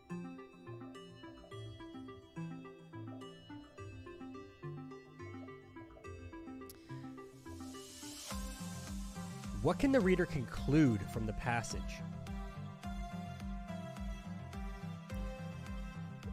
Preemptively implementing health measures like hand washing and face masks could help stop the spread of the flu virus. Doctors are not sure how the flu virus is transmitted. The flu is dangerous because it's both deadly and highly infectious. Individuals stop being infectious 3 days after they are infected. I think it's this. Preemptively implementing health measures like hand washing and face masks could help stop the spread of the flu virus.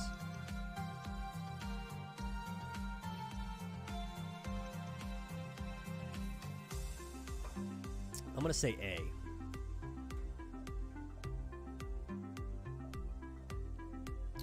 Julia's bad day. It had been a long morning for Julia. She'd been woken up early by the sound of lawnmowers outside of her window, and despite her best efforts, had been unable to get back to sleep. So she reluctantly got out of bed, showered, and prepared her morning cup of coffee. At least she tried to anyway. In the kitchen, she discovered she was out of regular coffee and had to settle for a decaffeinated cup of coffee instead. Ugh. Once on the road, her caffeine-free mug of coffee didn't help make traffic less annoying. In fact, it seemed to Julia like the other drivers were sluggish and slurry as well. Surly. It took her an extra 15 minutes to get to work, and when she arrived, all the parking spots were full. Damn, she's having a bad day. By the time she'd finally found a spot in the overflow lot, she was 30 minutes late for work. She'd hoped her boss would be too busy to notice, but he'd already put a pile of paperwork on her desk with a note that simply said, "Rewrite." She wondered if she should point out to her boss that she hadn't been the one to write the reports in the first place, but decided against it. When the fire alarm went off an hour later, Julia decided she'd had enough. She grabbed her purse and headed outside with her coworkers. While everyone else stood around waiting for the alarm to quiet, Julia determinedly walked to her car, fired up the engine, and set course for home. Yeah! She left. Which of the following lists Julia's actions in the correct sequence? Julia woke up early and found she didn't have any regular coffee. When she got to work, her boss had a lot for her to do. When the fire alarm went off, she decided to go home. Yeah. Julia got to work and decided she was too tired to do the work her boss asked for, so she went home. Nope. Julia woke up when the fire alarm went off. Nope. Julia was woken up early by a lawnmower, then got stuck in traffic on the way to her office. Once there, she found the office was out of coffee. Nope. A.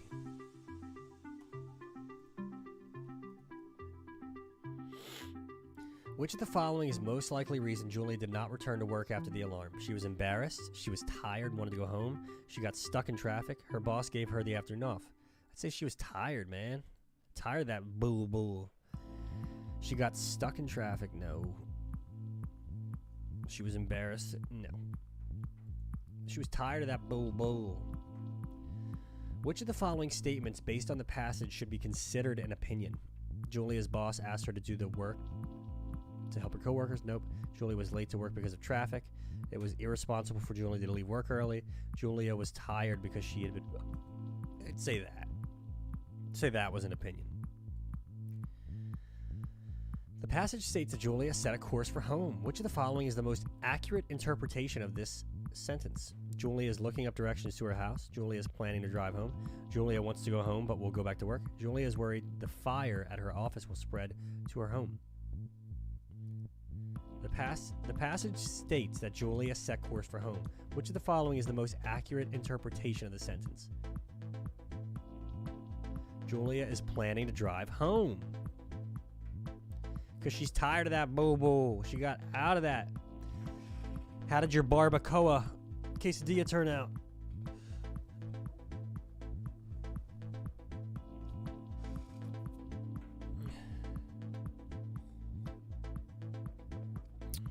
Not fresh. Damn. That's just shitty, man. Well, is it not as fresh because you took longer to get it because it was at a different location, you mean? Or like their food wasn't fresh in general? Which of the following conclusions is best supported by the passage? Julia will find a job closer to home. Julia will be fired. Julia will feel guilty for going to work. Julia will drive home and go to sleep. Boom. I showed up 20 minutes after it was ready. There you go. It wasn't fresh, bro. The bacteria, fungi, insects, plants, and animals that live together in a habitat have evolved to share a pool of limited resources. They've competed for water, minerals, nutrients, sunlight, and space, sometimes for thousands or even millions of years. As these communities have evolved, the species in them have developed complex, long-term interspecies interactions known as symbiotic relationships. Ecologists characterize these interactions based on whether each party benefits. In mutualism, both individuals benefit. Mutualism. That doesn't sound like a mutual benefit. I guess it does. Mutilate. Both individuals benefit. While in syncrosis, both organisms are harmed. A relationship where one individual benefits and the other is harmed is known as parasitism. Examples of these relationships can easily be seen in ecosystems. Pollination, for example, is mutualistic. Pollinators get nutrients from the flower, and the plant is able to reproduce, while tapeworms, which steal nutrients from their host, are parasitic. There's yet another class of symbiosis that is controversial among scientists, as it's long been defined.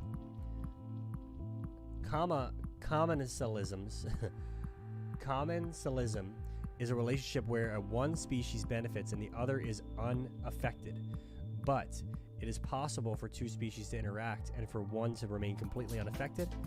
Often, relationships described as commensal include one species that feeds on another species. Leftovers, remoras, for instance, will attach themselves to a shark and eat the food particles they leave behind. It might seem like the shark gets nothing from the relationship, but a closer look will show that the sharks, in fact, benefit from the remoras, which clean the shark's skin and remove parasites. In fact, many scientists claim that relationship currently described as a commensal are just mutualistic or parasitic in ways that haven't been discovered yet. Okay. What is the meaning of the word controversial in the last paragraph? Debatable, objectionable, confusing, or upsetting. I'd say debatable, because it goes into talking about the debate on why well, let me actually look where it is. Yeah, it's debated that this may not actually exist. What is the author's primary purpose in writing this essay? To argue that commensalism isn't actually found in nature, to describe the many types of symbiotic relationships, to explain how competition for resources results in long-term interspecies relationships, to provide examples of the many different ways individual organisms interact. The main purpose?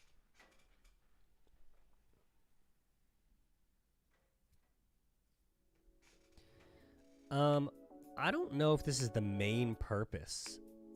It's certainly an argument towards the end. But the author's really just kind of narrating that. They're not really getting into the argument.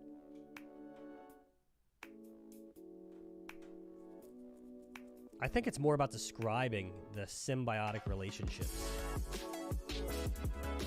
based on this first paragraph.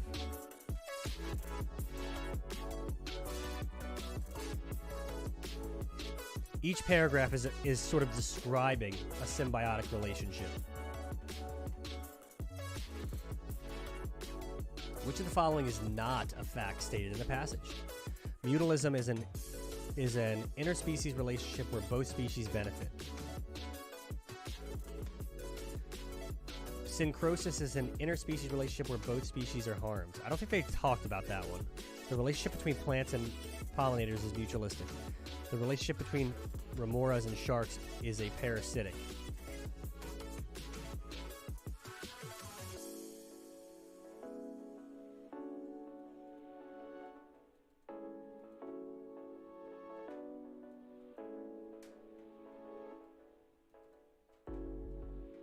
Claim the relationship currently described as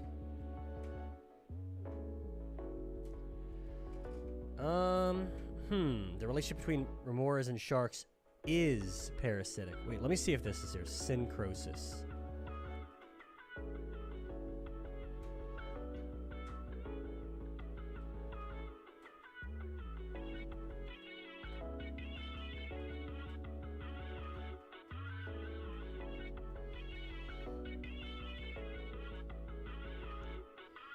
Yeah, I don't see this word in the passage.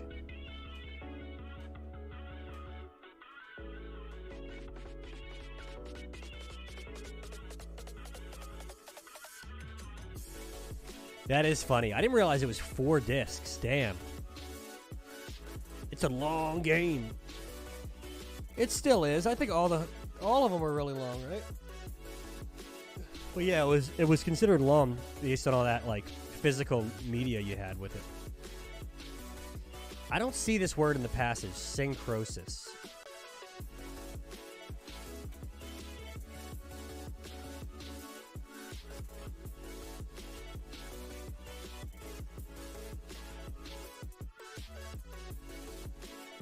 Oh, there it is. Okay, then I think it's this. The relationship between remoras and sharks is parasitic. Because here we go. Remoras, for instance, will attach themselves to a shark and eat the food particles they leave behind.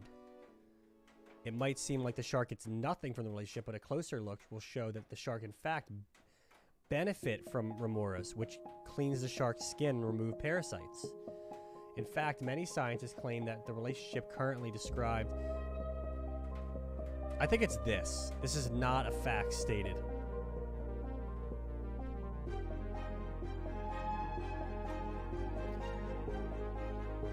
I always thought there were 2 discs. I didn't realize it was 3 and 4 discs. That's crazy. Epiphytes are plants that attach themselves to trees and derive nutrients from the air and surrounding debris. Sometimes the weight of epiphytes can damage the trees on their growing. Which term best describes the relationship between epiphytes and their host? It almost sounds that attach themselves to the trees and derive nutrients from the air and surrounding debris. It almost sounds parasitism.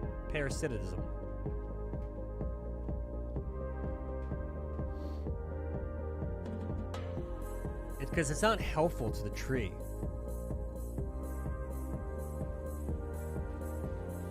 But it's not necessarily feeding off the tree.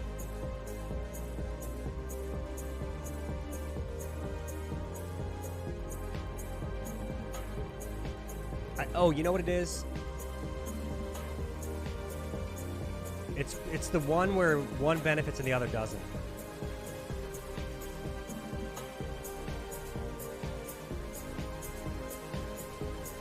Is that a parasite?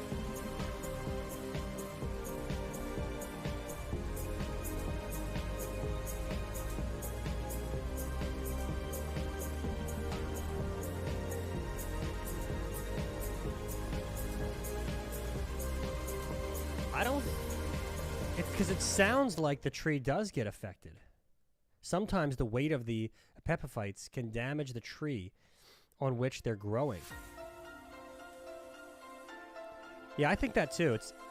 It's taking from the tree. It's using it. And the tree is not benefiting at all.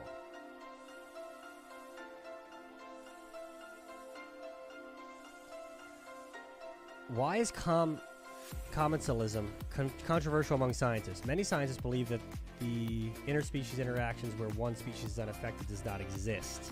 I think it's that. Some scientists believe that the relationship where one species feeds on the leftovers of another should be classified as parasitism. Because, oh yeah.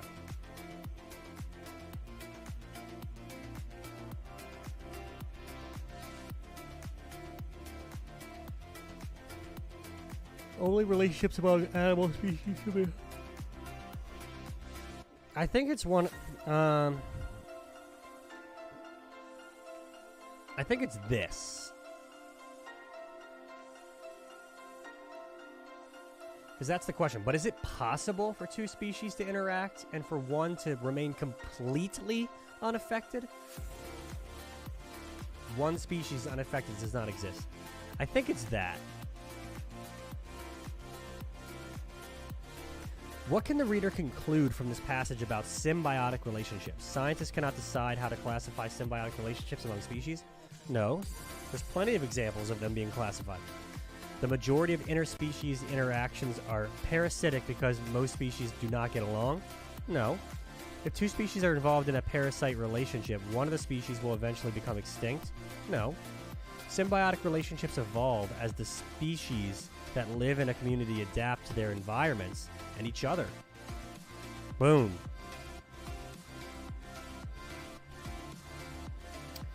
Hand washing. Hand washing is one of our simplest and most powerful weapons against infection. The idea behind hand washing is deceptively simple. Many illnesses are spread when people touch infected surfaces, such as doors, handles, and other people's hands, and then touch their own eyes, mouth, or nose. So if pathogens can be removed from the hands before they spread, infections can be prevented.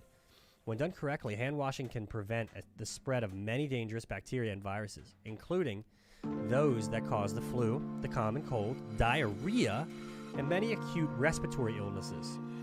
The most basic method of hand washing involves only soap and water. Just 20 seconds of scrubbing with soap and complete rinsing with water is enough to kill and or wash away many pathogens. The process doesn't even require warm water. Studies have shown that cold water is just as effective at reducing the number of microbes on the hands. Antibacterial soaps are also available. Although several studies have shown that simple soap and cold water is just as effective. In recent years, hand sanitizer have become popular as an alternative to hand washing. These gels, liquids, and foams contain a high concentrate of alcohol, usually at least 60%, that kills most bacteria and fungi. They can also be effective. Something lost connection. The process doesn't even require warm water. Studies have shown that cold water is just as effective at reducing the number of microbes on the hand. Antibacterial soaps are also available, although several studies have shown the simple soap and cold water is just as effective. In recent years, hand sanitizer has become popular as an alternative to hand washing. These gels, liquids, and foams contain a high concentrate of alcohol, usually at least 60%, that kills most bacteria and fungi.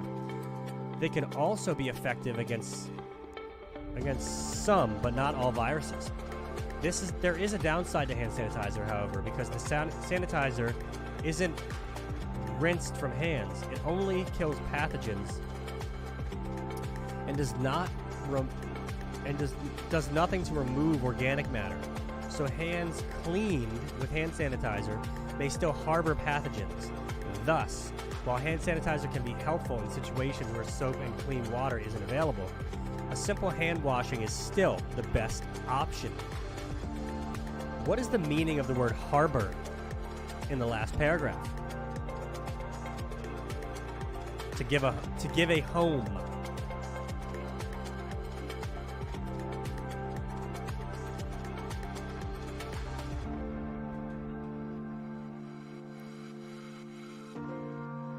kills pathogens. There's nothing to... So hands cleaned with hand sanitizer may still harbor, give a home to pathogens.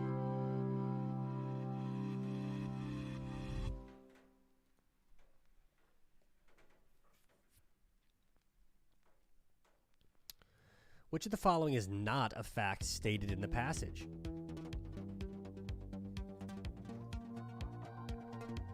Okay.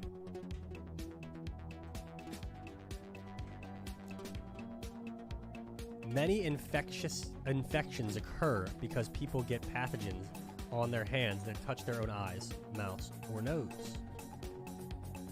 Antibacterial soap and warm water are the best ways to remove pathogens from hands. Most hand sanitizers have a concentration of 60%. Hand sanitizer can be acceptable. I think it's this, because I think it said soap and cold water. Regular soap and cold water.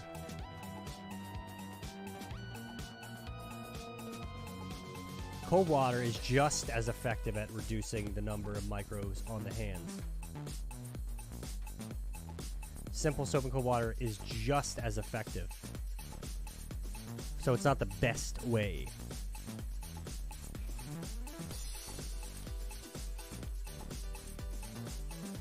Oh, man.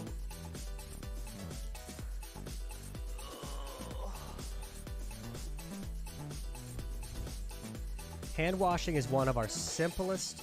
Oh, wait, I got that. What is the best summary of this passage? Many diseases are...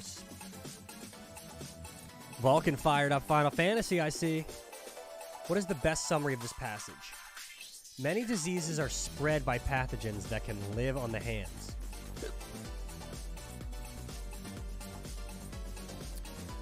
What is the best summary? Okay. Many diseases are spread by pathogens that can live on the hands. Hand washing is the best way to remove the pathogens and prevent disease. Okay. Simple hand washing can prevent the spread of many common illnesses, including the flu, common diarrhea, and many acute respiratory. Hand sanitizer can also kill the pathogens that cause these diseases. No. Simple hand washing with soap and cold water is an effective way to reduce the spread of disease. Antibiotics may also be used, but are not as significant, but are not significantly more effective. Using hand sanitizer will kill many pathogens. No, so it's either A or C. Many diseases are spread by pathogens that can live on the hands. Hand washing is the best way to remove these pathogens and prevent disease.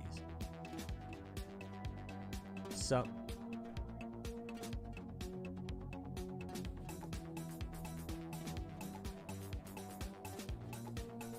Simple hand washing with soap and cold water is an effective way to reduce the spread of this. Antibacterial soaps and hand sanitizers may also be used, but are not.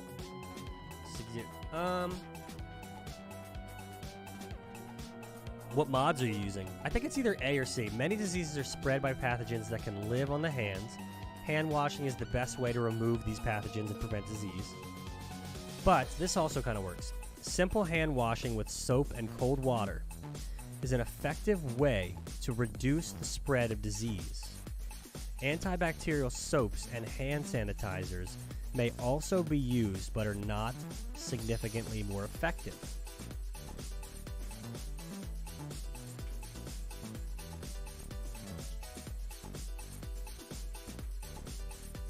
I think it's this.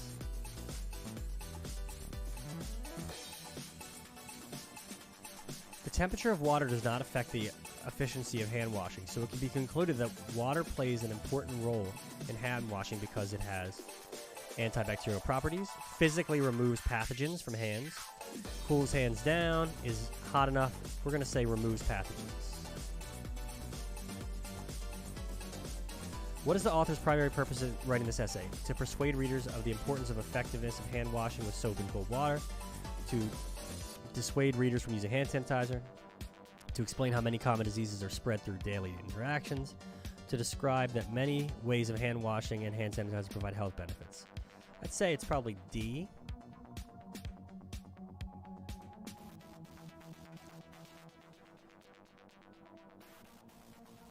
Yeah.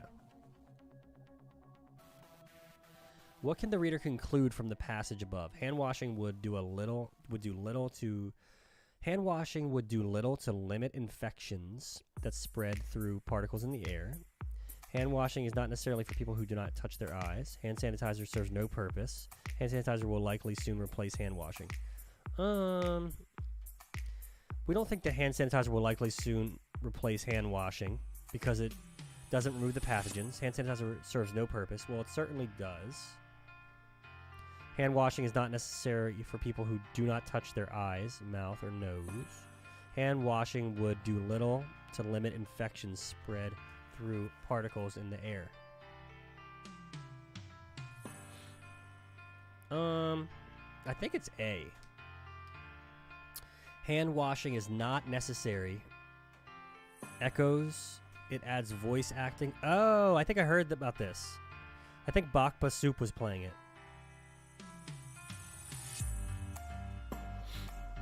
What can the That's cool.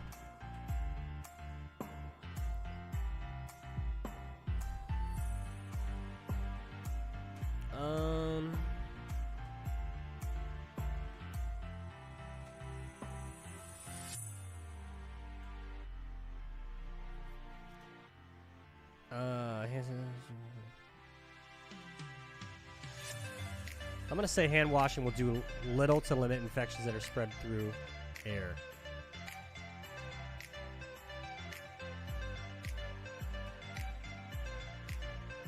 Okay, so we still passed, but we did more poor on this.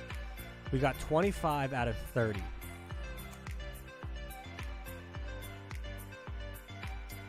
So part of this could be the fatigue of doing 2 tests back to back, although the actual exam is going to be 2 hours long, and it's going to be, I think, 90 questions.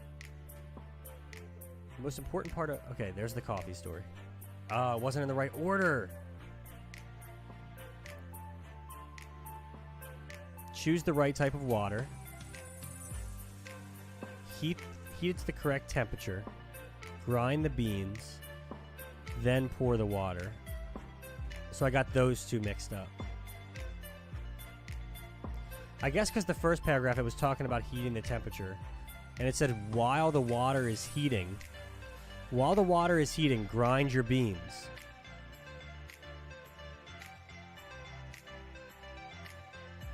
Okay, I guess because you're heating the water first. I got caught up on the temperature part.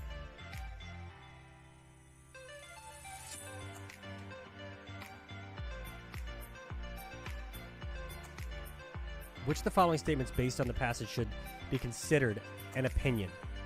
French press, which we recommend, allows you to control brewing time and provide a thorough brew. I guess because it says which we recommend.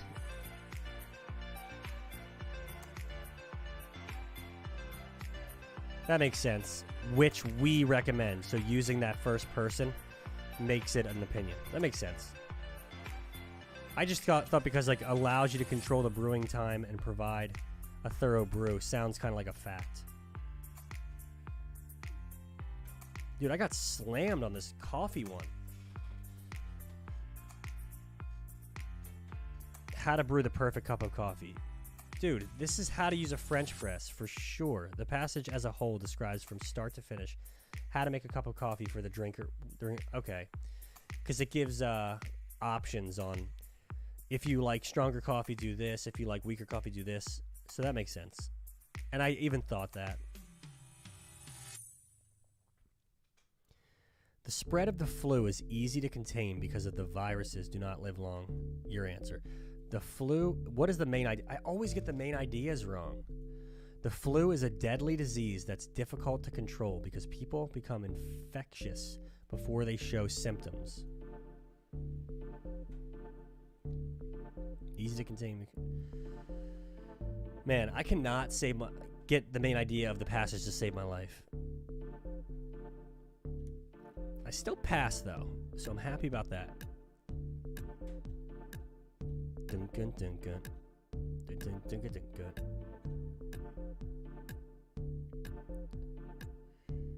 To persuade the reader of the importance and effectiveness of hand washing with soap and cold water.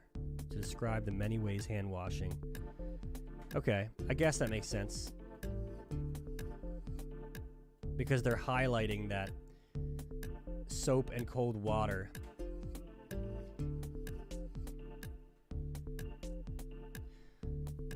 I just don't know. Like, yeah, because it's saying like antibacterial soap doesn't have a benefit. Same as using hot water. I could see that. All right, so I'm not super happy with the grade, but we did pass. 25 out of 30 correct, which is an 83.33, and we needed a 70 to pass. Boom, boom, boom, boom. Okay, so that's the both reading tests. All right, I'm going to take a little break to rest my brain here.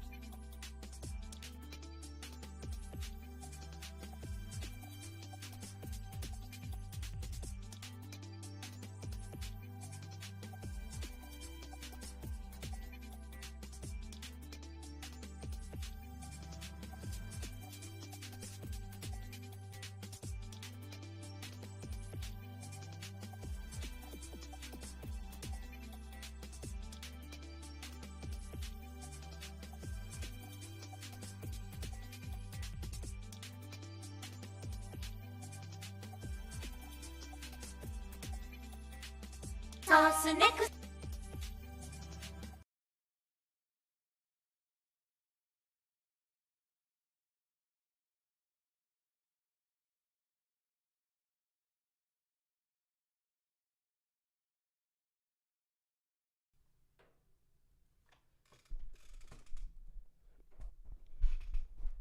Yo, yo. All right, so we took 2 reading tests, and now I got to rest my brain. So I'm just going to play some OG Resident Evil 2 with the HD mods. I don't think I've played it all the way through yet. Just enjoying the HD of it all.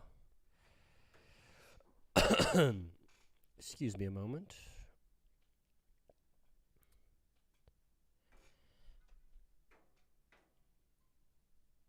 Instead of gifting a sub, you should play with door randomizer. That's what you're saying. You want to cash in the gifted sub for me to play a door randomizer? Oh, you did gift. I see.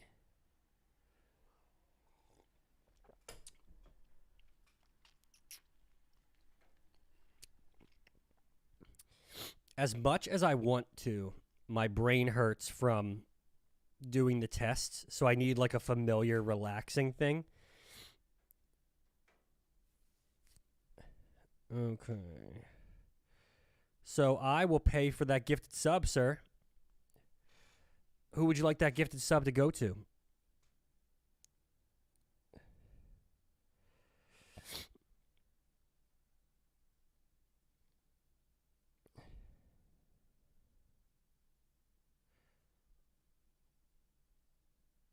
I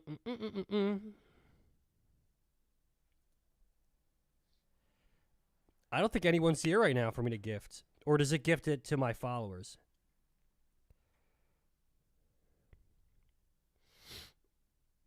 Wait, I just I just redeemed it. Dumbass.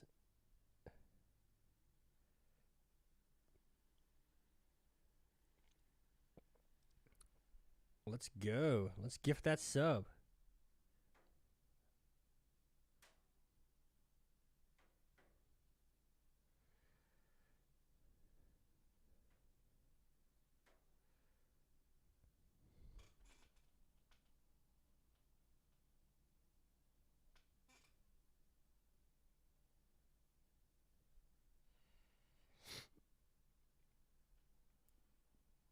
Takes priority over the followers first. Okay. Or we can save it until someone joins.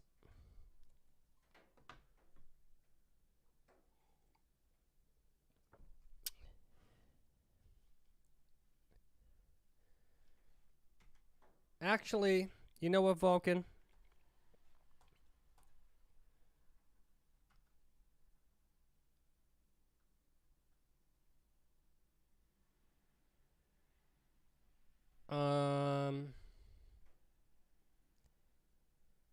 Yeah, normally I'd be up for doing it because it's fun, but my head is spinning.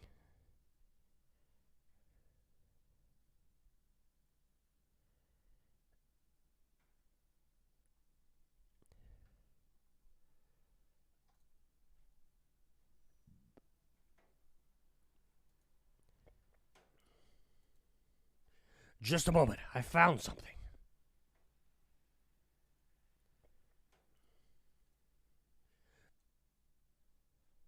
Just a moment. I found something. Dun, dun, dun, dun, dun. Okay, where are we at here? Gift a sub. 2 requests. We will reject it. Reject it.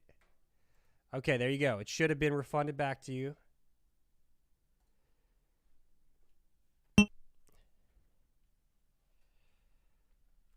Oh, no.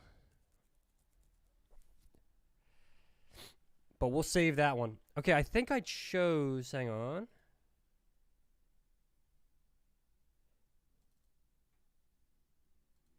Just a moment.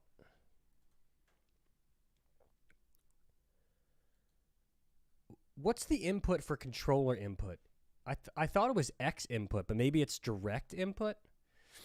Welcome in, guys. I'm Starfish. We got Vulcan here as well. I am just getting the game set up, so hang out.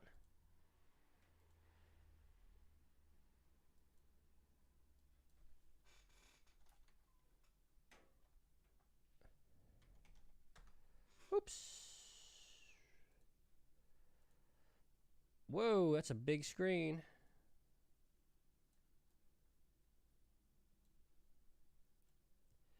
Bum ba da ba da bum.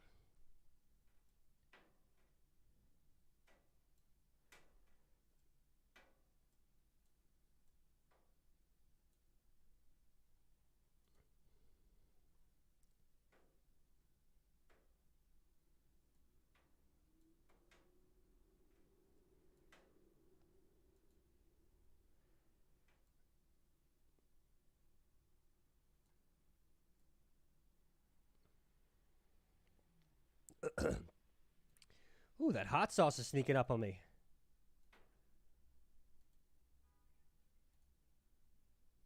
Ooh, that's a big screen as well.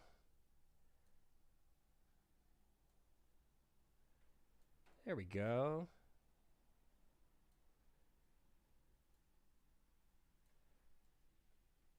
Okay.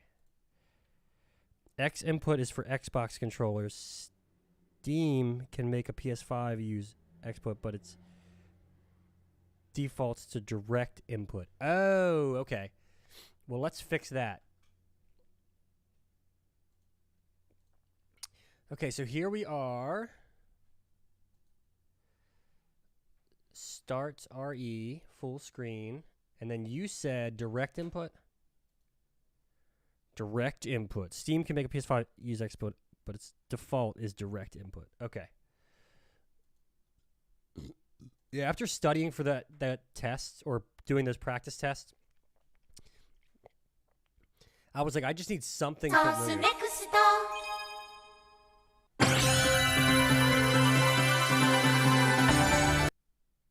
Woo! You have to choose rando on the last screen. You do?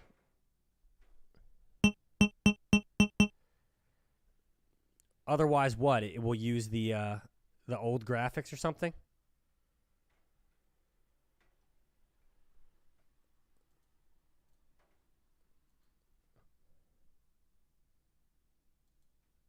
What, this?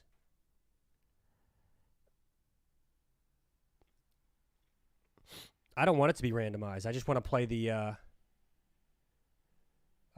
normal game. Oh shit, what did I just do?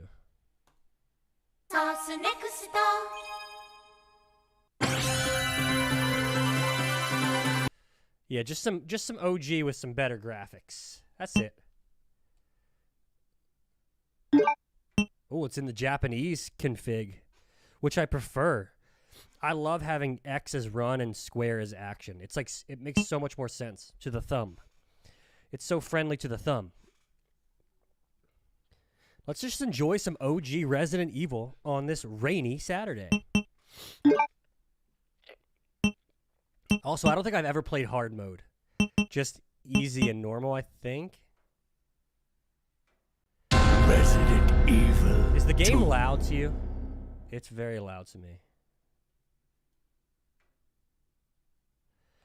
Dude, doesn't it make so much more sense to the thumb to have it that way? My thumb is just comfy on the controller.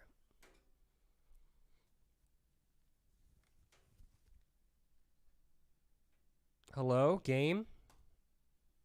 Oh, there we go. We're going to be enjoying all cutscenes today, guys. A bizarre incident occurred in the outskirts of an American suburb called Raccoon City.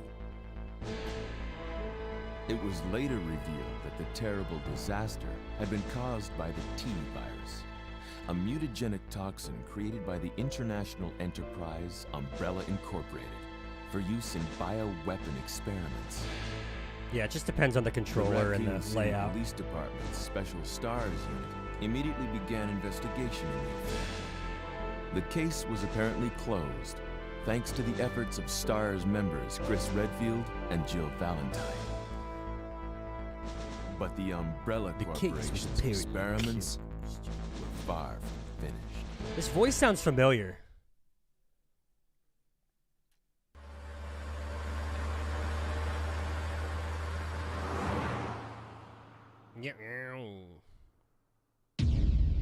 Oh.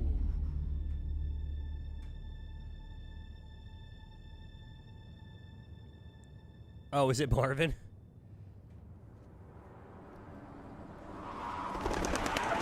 Marvin sounds different though. Just go. But go. What we got here? Doesn't sound like him to me.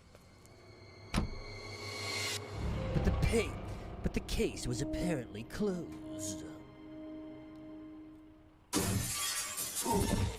Oh. Guy's a maniac. Oh, it's Ben for Why'd he sure. bite me? Good call. Dude, that makes so much sense. Being not just the voice actor, but like that being Ben, who's the reporter. Man, mess. What could have done this? Like, it's not even just the voice actor, it's just Ben. That's What was dude. That's good. What are I these never things? made that connection. All right, that's far enough. Don't move. Don't move. What, you mean my webcam? Should we make it bigger? Sorry. You want it bigger? I'm just afraid it's going to block too much of the damn game. Hey, there was 2 starfish under there.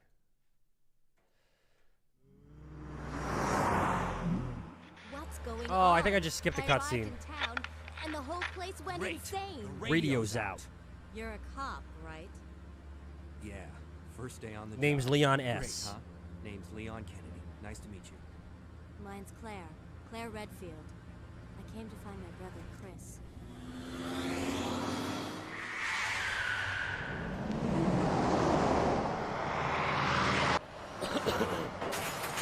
The game's going to fill the screen, though, when the video's over. Could you open the glove box? Sure. I think. There's a gun inside. Better Yeah. take it with you. Take it. Look out!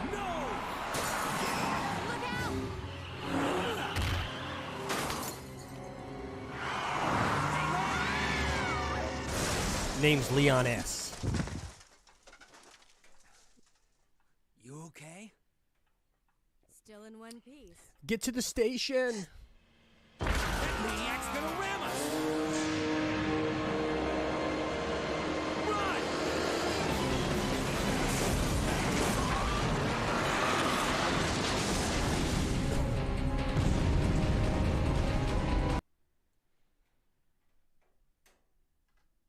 Sorry.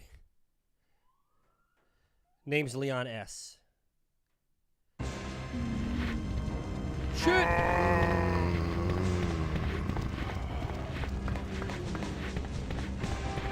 Look at those textures. Wow.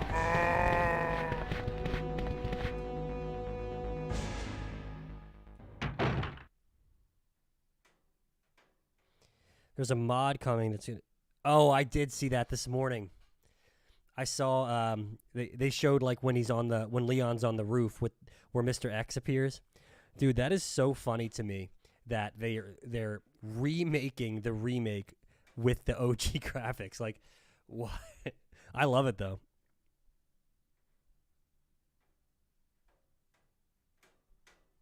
Freeze! Oh, Who are you? What are you doing here? Hold your fire! I'm a human! Leon just staring at Kendo. No one saying anything until you step forward. Sorry about that, babe. I thought you were one of them.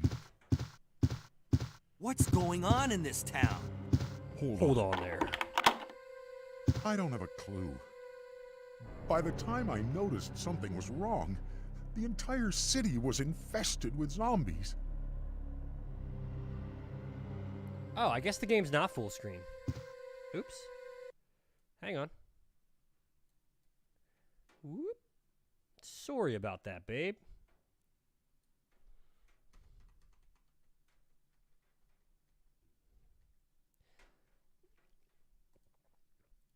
I thought you were one of them.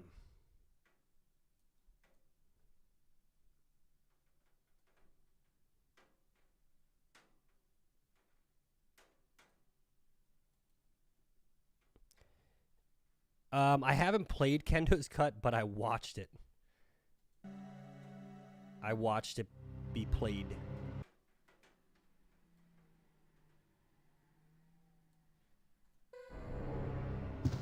It's really funny.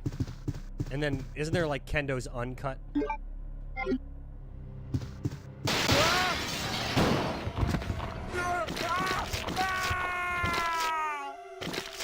Should we get the shoddy?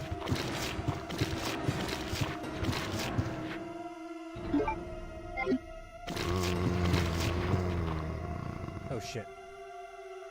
Oh shit. Oh! I did not mean to do that. What is it, R2? Oh. Dude, what is going on? What's going on in this town? How do you aim?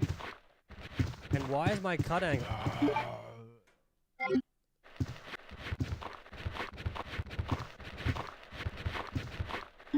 Oh shit.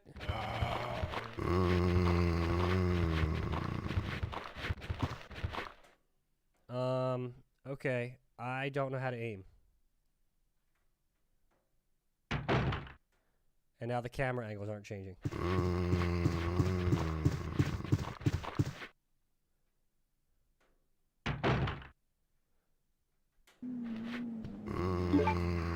Map is L1.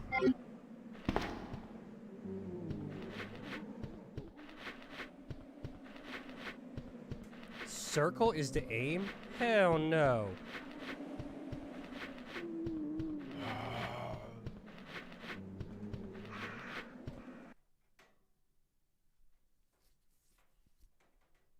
Wait, how do you change the button layout? You change it in that menu, right? Before the game loads?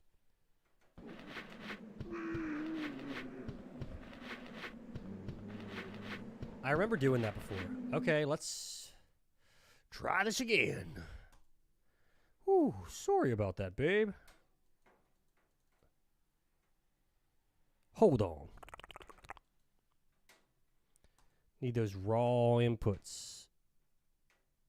Oh, it's okay. I already closed, obviously. Okay, enable quick turn. Tactical reload. Disable censorship. No. Force auto aim. Who the hell is aiming with circle?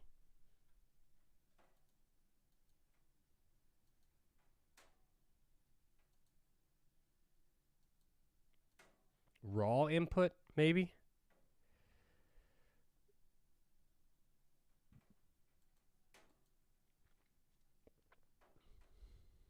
Is that it?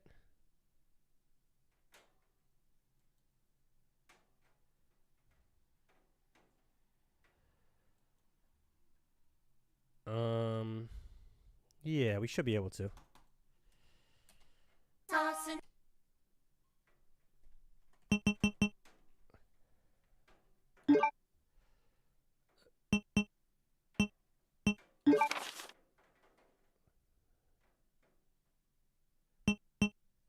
Get ready, R1. Fire. Confirm, square.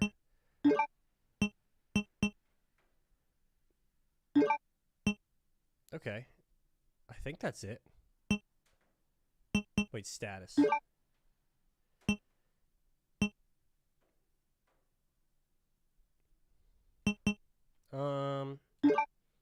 That should be good.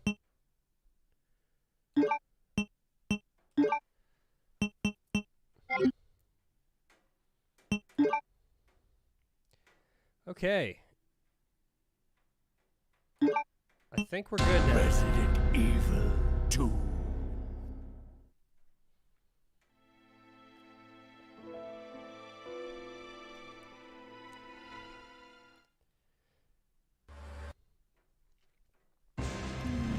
So we'll be watching all the cutscenes moving forward. There we go. Well, minus the kendo, because we just watched that as well. Hey, no zombie here. Is that RNG that this zombie appears or not? If so, that is bonkers.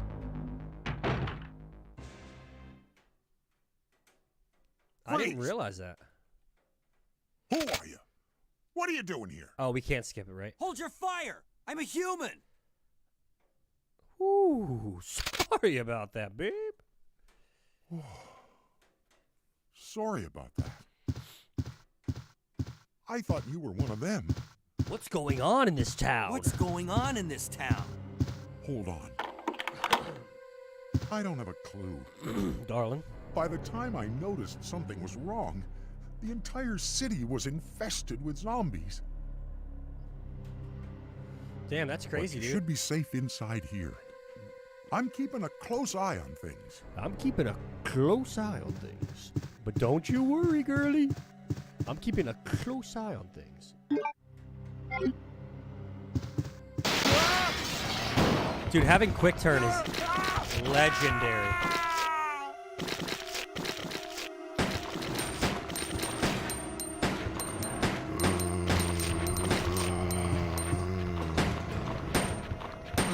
The little jumping zombie thing always gets me. How they can leap towards you.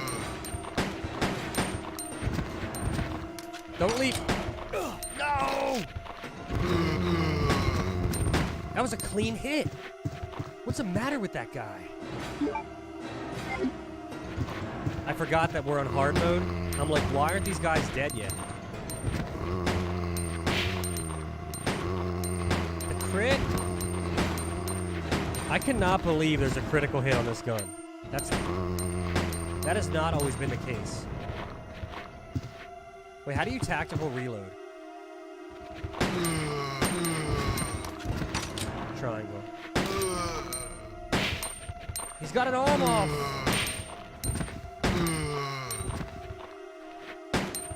I don't think RE1 ever had it. And only the OG version of RE2, to my knowledge. Yeah. Alright, how many shots did that take? Whoa. Dude, that cleaned us out, brother.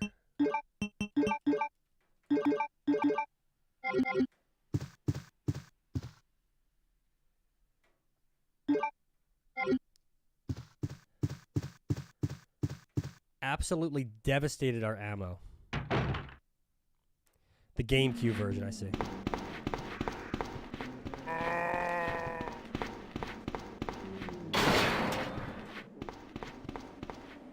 Alright. I'm thinking shotgun. Oh, we got 20 rounds in that pickup?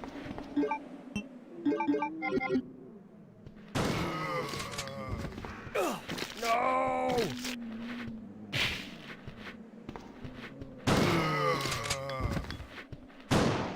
Oh, shit. What a waste. Alright, we can't... Dude!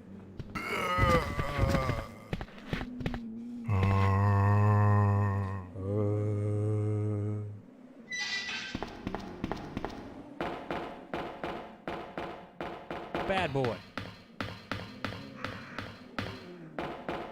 Alright, let's get our secret pickup.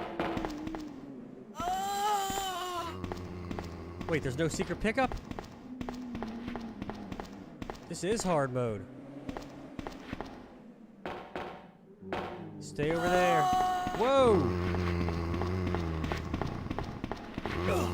Dude! That was a clean hit. What's the matter with that guy?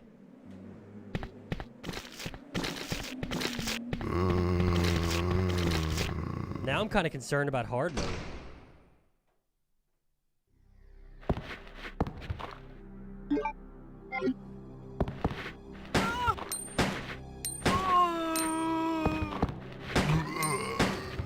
Oh shit, waited too long.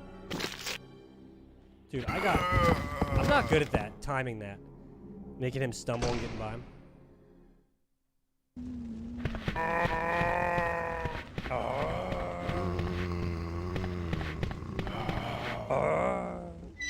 Now I'm kind of nervous, guys, about hard mode.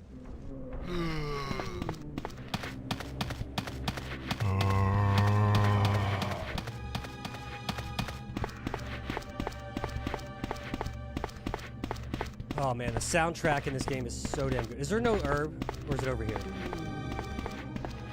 Dude! Vulcan, I'm worried now.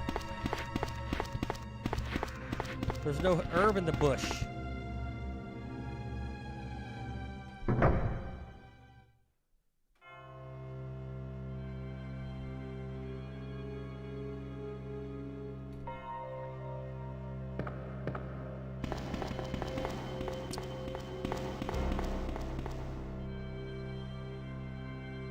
Because I'm trying to find some sticky icky.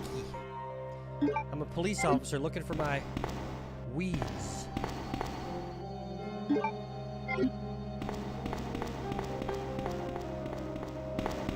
These footsteps are intense.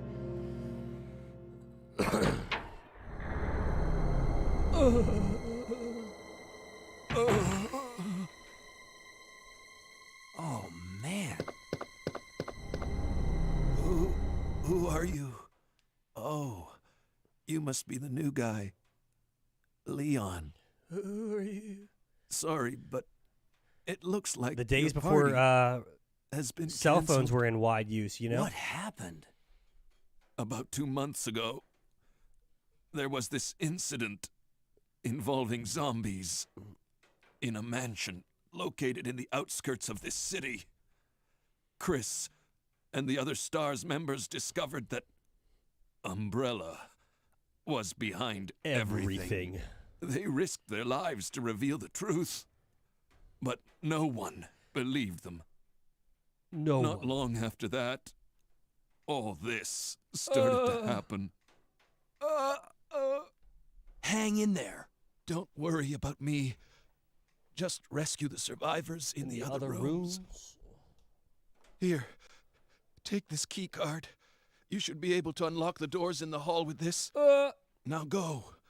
But just go. Shit.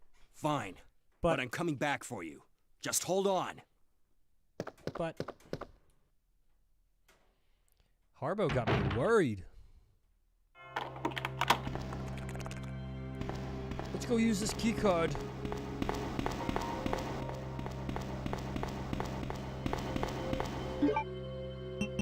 Let's inspect it first. Gate system, Raccoon Police, 199X041. Plastic card, it reads hall, electronic clock. All right. Oop. We'll use the computer. Now we can see the pictures on the computer better. What kind of test is that? With that face. How's the Final Fantasy mod working, Vulcan?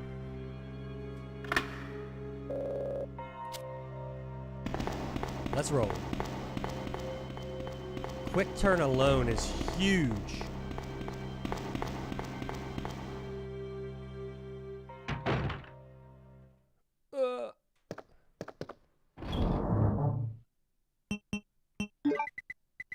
Oh, you know what? I forgot to save. Well, we can make it to the next save room, right? Oh! Gotta take my mom's car to the mechanic. Hell yeah. Well, that's bad, but hopefully it's for scheduled maintenance.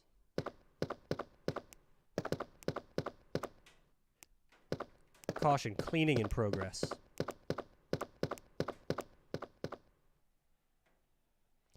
Alright, this guy better have ammo, I swear.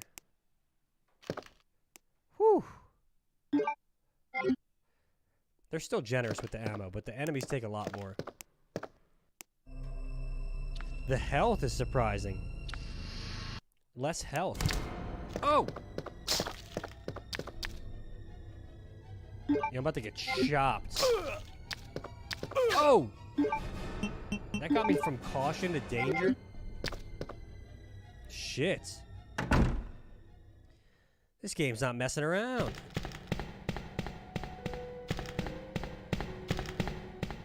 Hard mode, man. Ugh.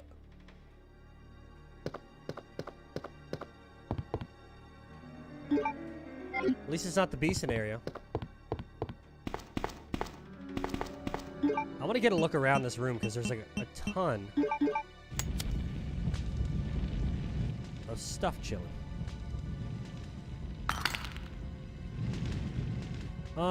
It's more challenging than I thought it would be.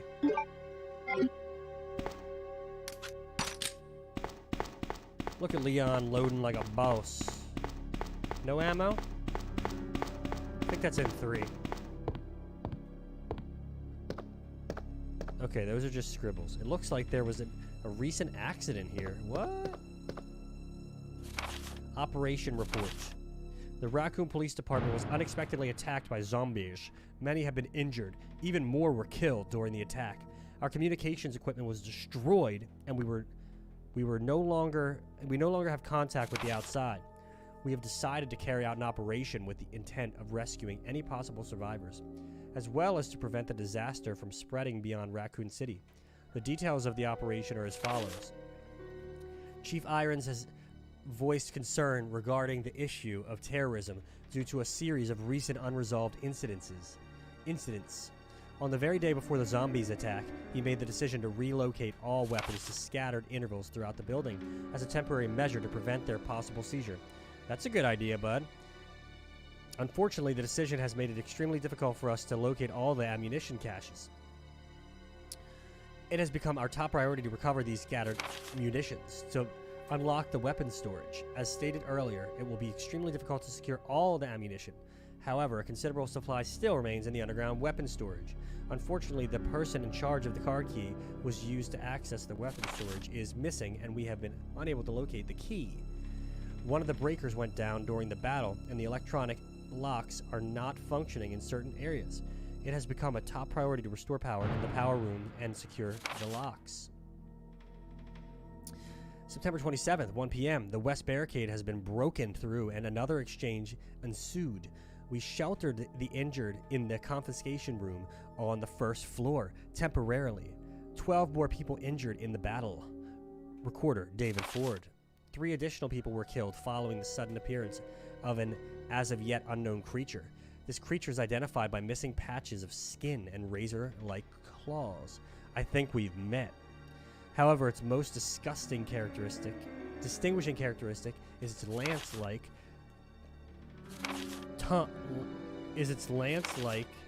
capable of piercing a human's torso in an instant. Their numbers as well as their location remains unknown. We have tentatively named this creature the Licker, and are currently in the process of developing countermeasures to deal with the new threat. Interesting. Yo, is that like a pinup girl?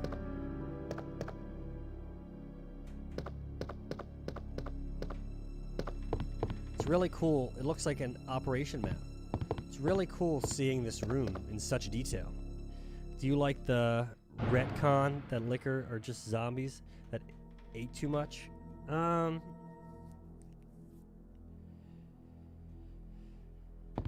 I don't know. Their anatomy seems a little different. The way they crawl and how their legs move. Like their limbs move differently. Like they look more like a rabbit.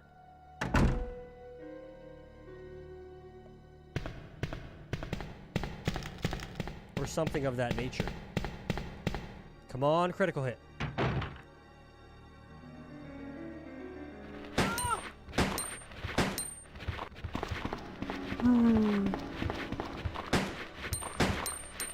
Give us a crit. Give us a crit. Dude, are zombies faster in this? Oh, shit!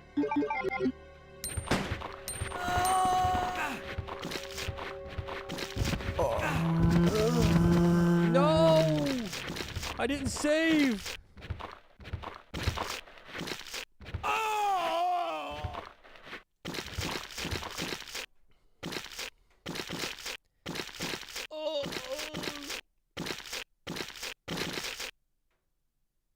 This is actually hard.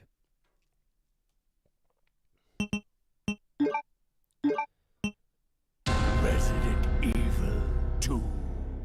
What do you think about lickers being zombies who ate too much?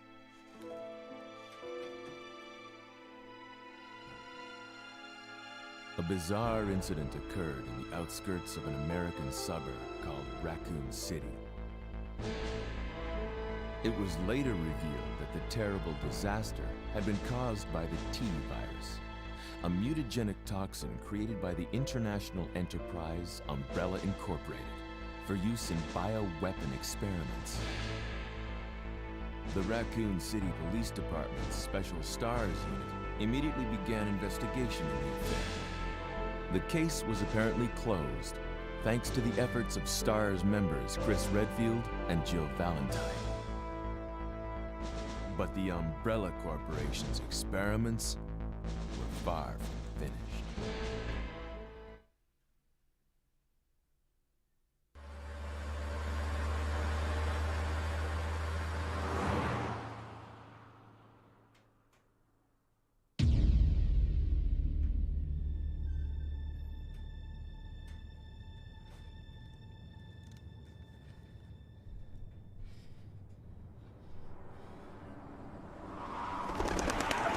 Yeah, I just want liquors to be a different thing, you know? What have we got? What have we got here? Shit!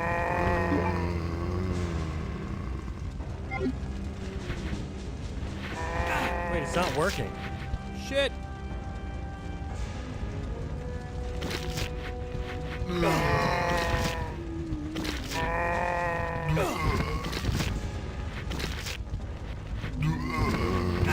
My controls aren't working.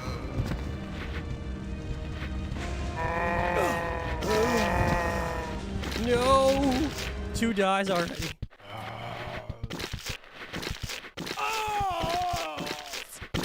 I died.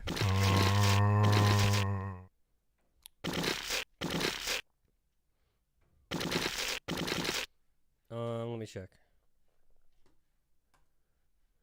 Well, it had to have been in somewhat of a focus. Yeah, my controller's not connected. Well, it's connected, but it's not working.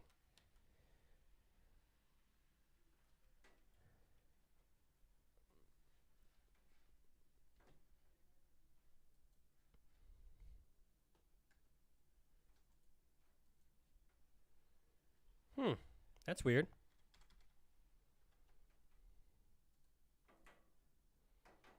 Oh.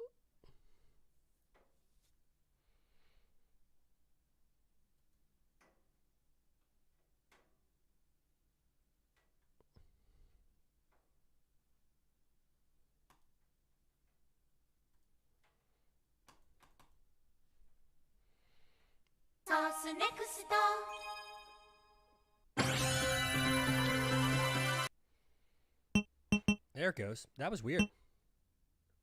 Arrange. Let me just double check.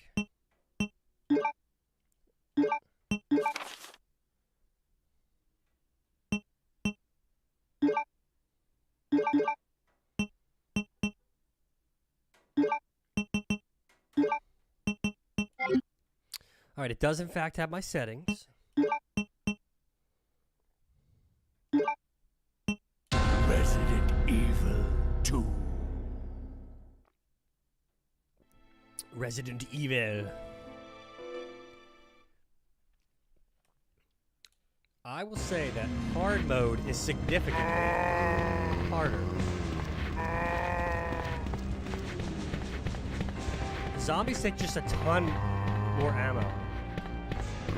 No zombie in the alley.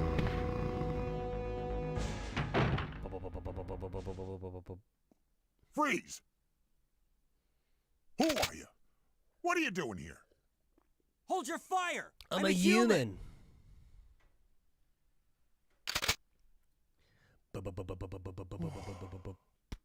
Sorry about that. Sorry about that, I babe. thought you were one of them. What's going on in this town? Maybe the zombie isn't there in hard mode. Yeah, maybe not. I don't have a clue. By the time I noticed Although the something very was first wrong, run I did, the entire city was infested with zombies. where the controller wasn't set up right, I believe I was in hard mode.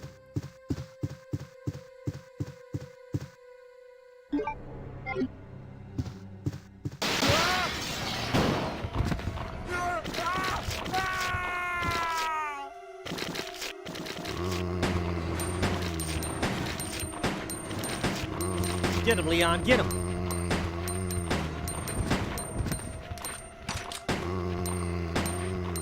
Get him, Leon, get him! How about a critical hit?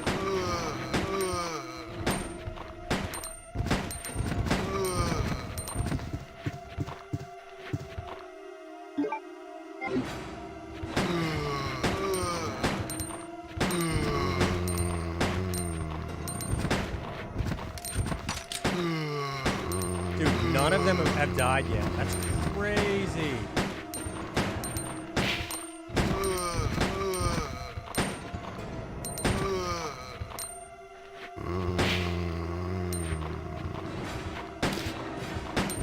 He's got an arm off.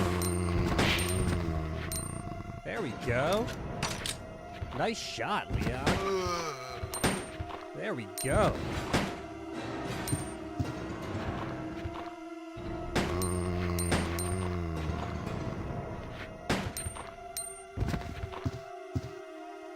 Still not dead, eh? Shit! Damn. So that was what? I picked up 30 bullets and started with... Did I start with 12? Did that take 40 bullets?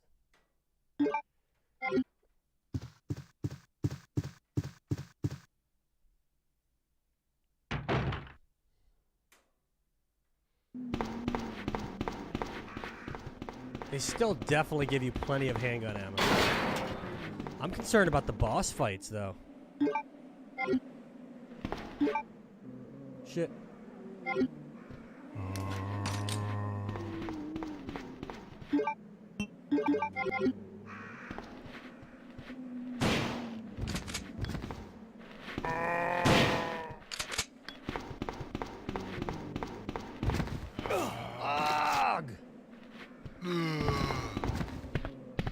Totally avoidable damage, you rim rocker.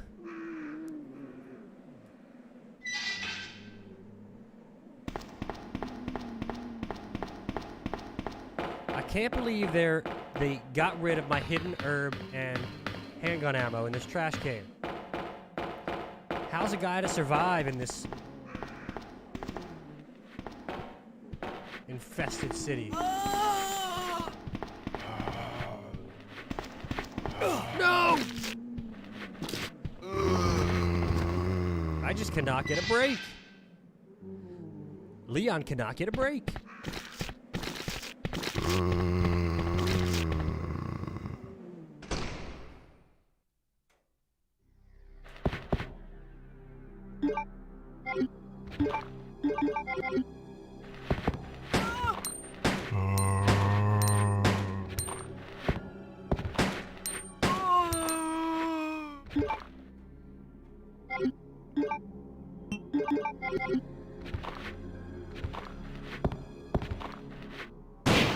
Woo! That came right at you. Oh, yeah. There's no hidden ammo here, right? There's no sign of life or ammo. Oh, man. What happened here?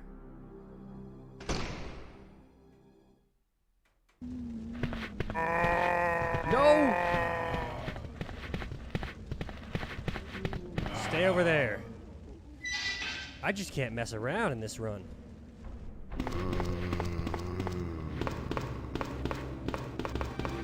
We're gonna get a save right at the first typewriter. We just can't even risk it. Man, I'm gonna double check this bush. I can't believe it. Love this song.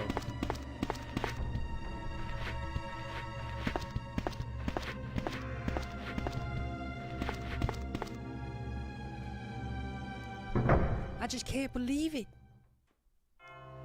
Thrown into this hard mode. With no hidden herb in the bush.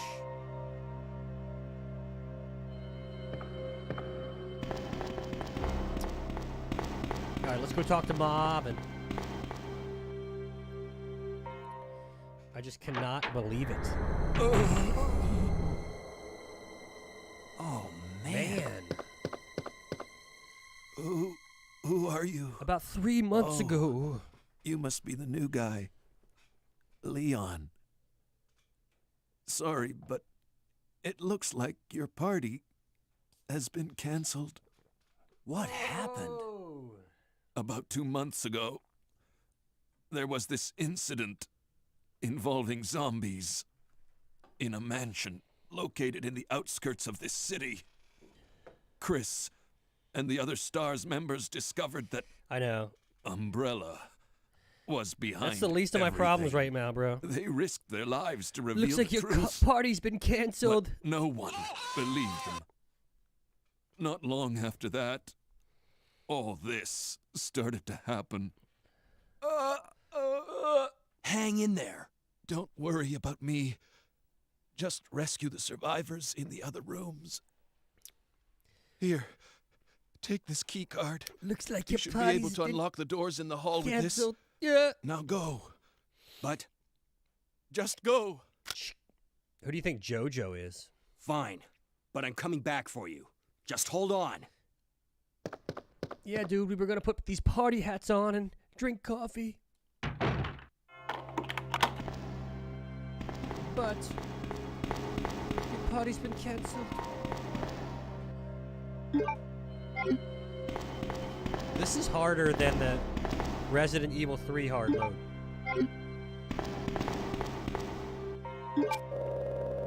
Looks like your party's been canceled.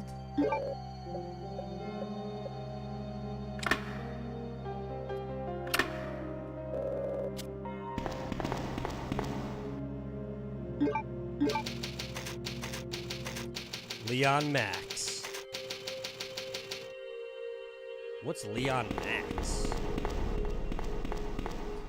JoJo is a reference to a fighting game that came out the same year. Oh. Capcom, you little sneaky buggers. Too bad you couldn't read the text back then.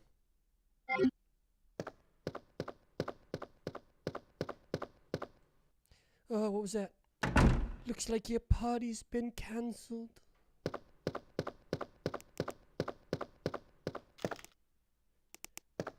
Come on, give me that ammo that's in your butt.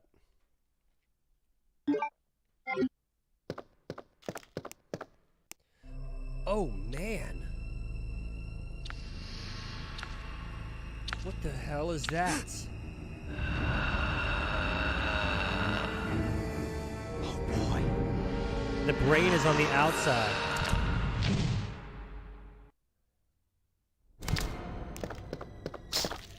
Nah, that looks like some kind of animal. A fighting game based on the popular anime JoJo's Bizarre Adventure. Ah.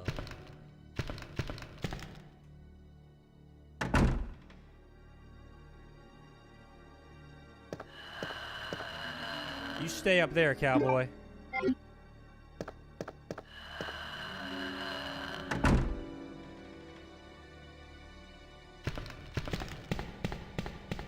I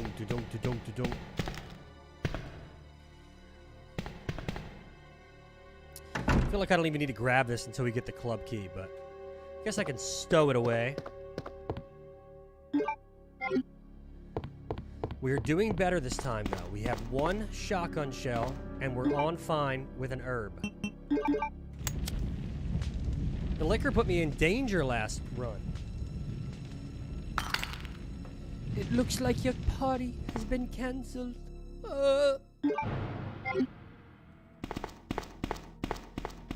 Alright, so we gotta watch out for this next room, because these zombies come in hot. I think I know the dodge, though. You just run to the left towards the stairs.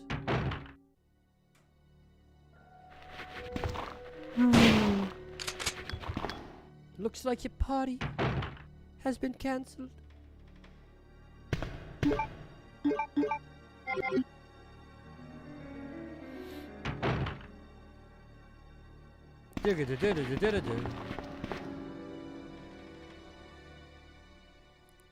I don't know how I'm gonna clean up that hallway. There's like 3 zombies still left. 3 or 4. I need to get some shotgun shells and just pop them.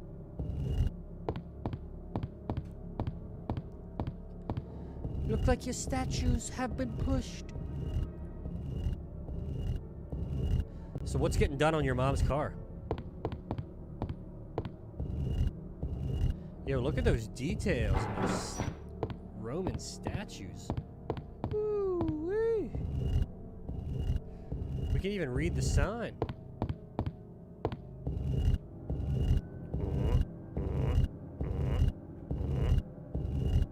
Oil change and her heat shield is making some round noise. Okay.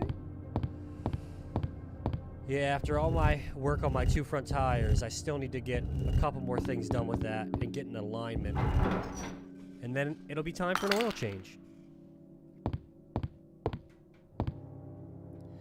Dude, when they port the trilogy to Steam and everything, they should have a fixed camera angle mode and like the unfixed, like behind the shoulder. No! Leon! Wait, did we get another shotgun in here? Bingo. Ooh. What else? Did we get an 8 spray in here? Damn, what should I take?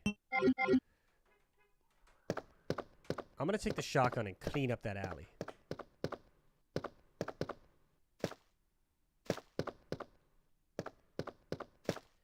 Looks like your body's been cancelled.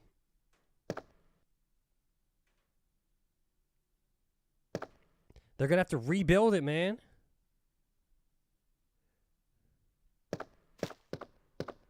I thought, is there secret ammo behind the desk? Nope. Is that in 3? A heavily pixelized Back to the Future Part 3 cast photo of Christopher Lloyd.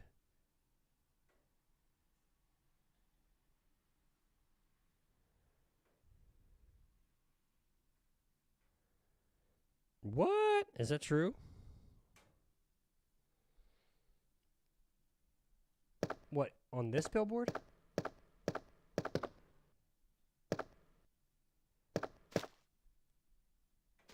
Where? Can be seen on the billboard in the Star's office.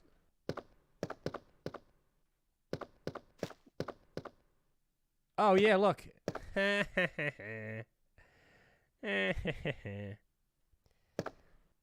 Back to the Future 3. Let's go. It's a pretty good movie.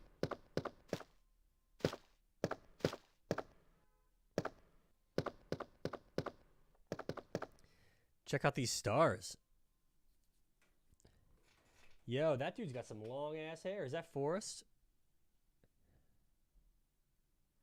It's crazy seeing these guys.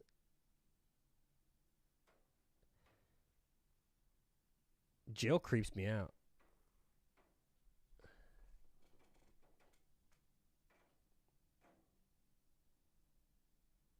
Damn, it's surreal looking at these guys. I know Wesker's desk trick. I just don't feel like dealing with getting the film.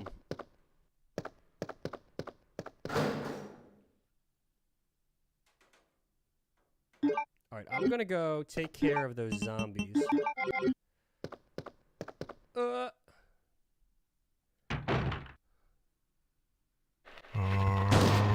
Dude, that was not fair. What happens when you separate a torso like that and then you come back to the room? Are they still crawling on the ground, or are they reattached, or are they disappeared?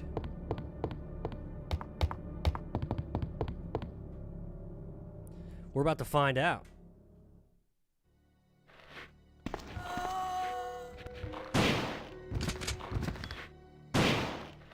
Better not be 3 zombies back here. I have to play this game so damn different, like resetting rooms and whatnot.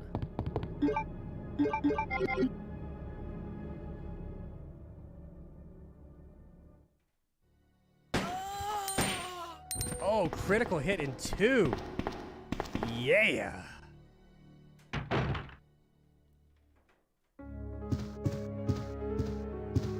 What's your favorite save theme in the game, in the franchise? I think you're gonna say 2 or Code Veronica. Oops. Dun dun dun dun dun dun.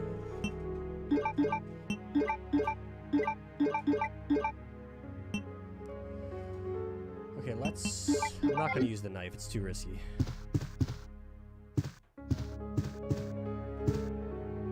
I think Code Veronica's save theme captures what a save room should feel like. Like, you should genuinely feel so happy you made it to that room, because now you can save your game, you can probably heal up, you can reorganize your inventory, maybe get the item you need out of the box. Like, this is a good piece of music, but it's so, like, dramatic for the... Like, you should be so happy you made it to a save room.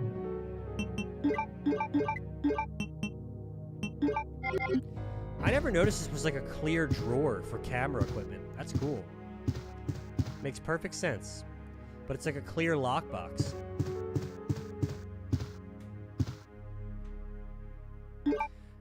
It's an old typewriter. Will you save your progress?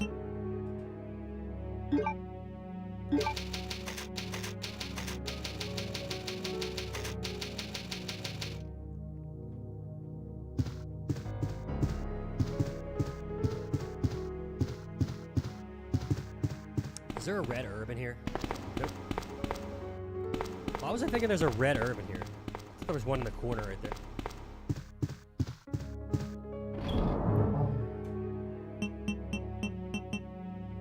Leon's pretty heavy-footed, isn't he? Stomping around.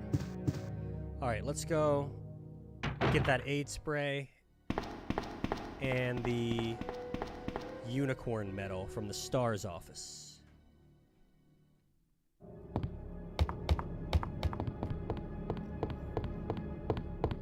The music's so well done in this game. It's just very ambient and spooky. I hear 2 zombies.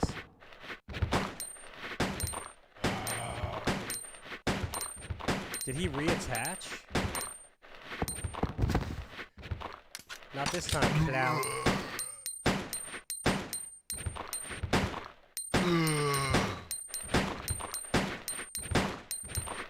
Dude! So now we just wasted all that ammo because the damage resets, correct?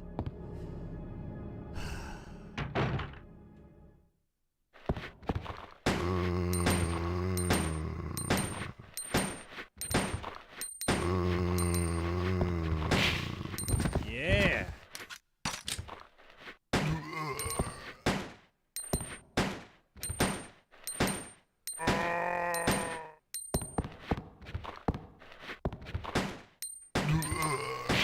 You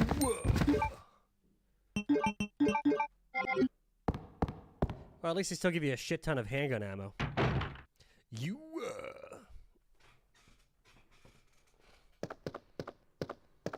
Okay, we got that. Now let's get this. Wait, is that a Coca-Cola can? No. Looks like Chinese food or something. That red thing on the edge of the desk. And a bag of, like, something. Candy or something? It's so cool to see this stuff in this level of detail. A Stars mug. Picture frame. Old-ass computer. Let's go.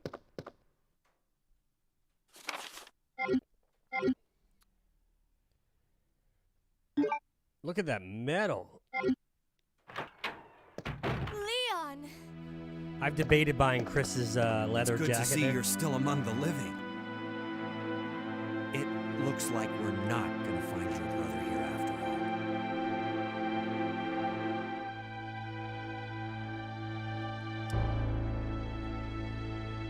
Good to see you're still among the living.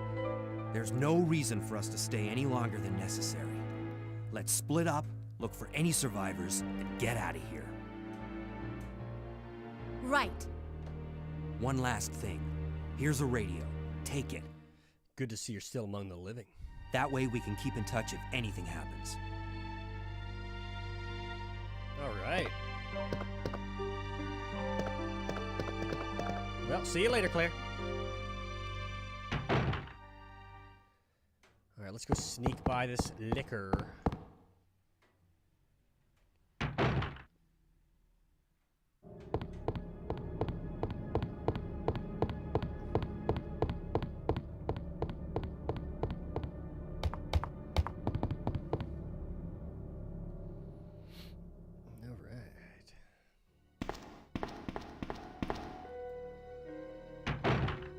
Boom, boom, boom. Oh! You didn't get me. How'd you get me?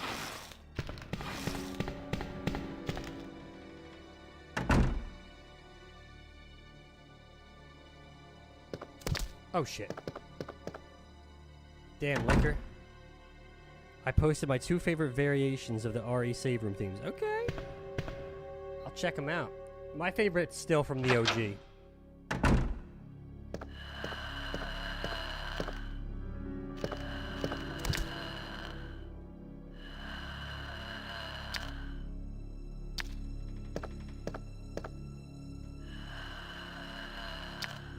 Never goes back to the ceiling.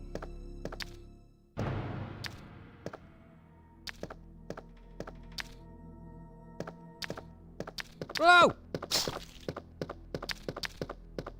Damn you.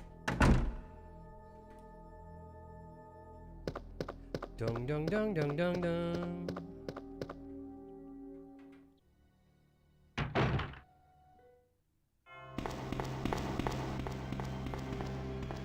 Let's drop it in.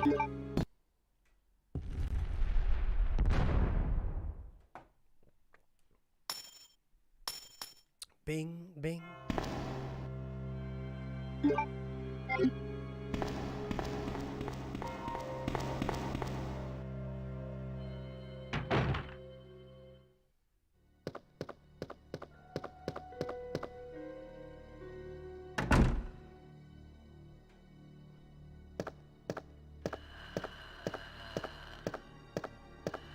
Stay up there, big man.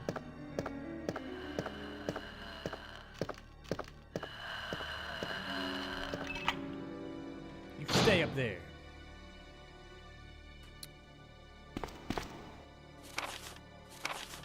Received a report of a suspicious individual skulking around the sewers in the outskirts of Raccoon City. I searched the area, located the individual, but he ran away before I was able to question him.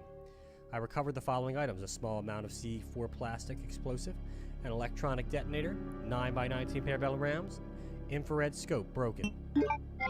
If only we can get that infrared scope.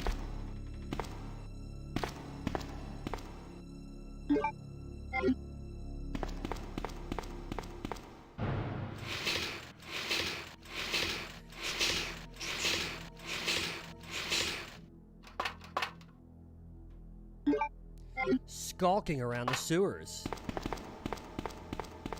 Hey, you. Yeah, you, skulking around the sewers.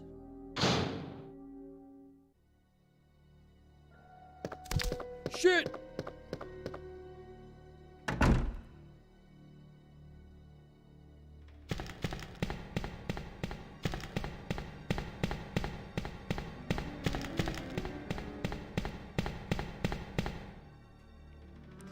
Yeah, you.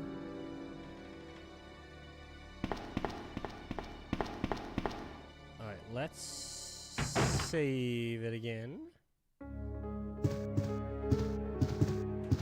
gonna be very generous with the saves.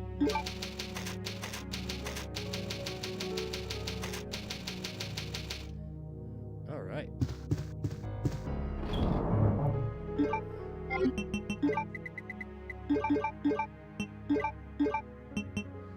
I don't think we really need the crank.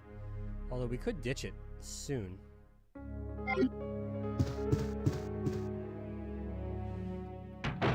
We're about to run into a massive amount of zombies, though.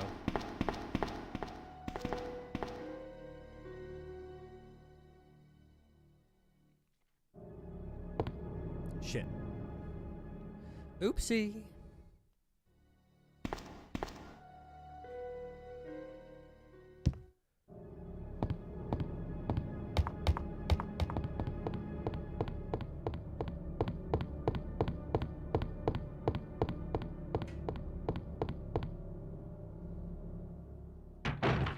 Dung dung dung dung dung dung.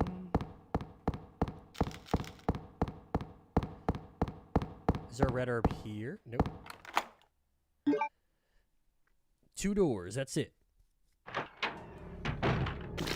Shit! Leon, I'll go look for her. Well, that's a ton of zombies to deal with. I love this song in here. Da da da da da da da.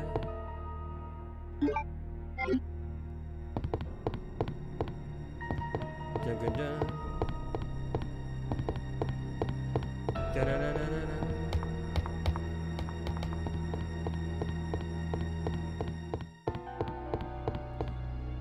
I like it here. Go!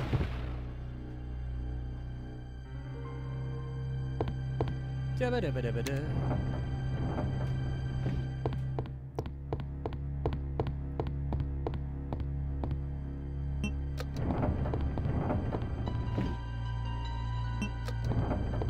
This is my kind of puzzle.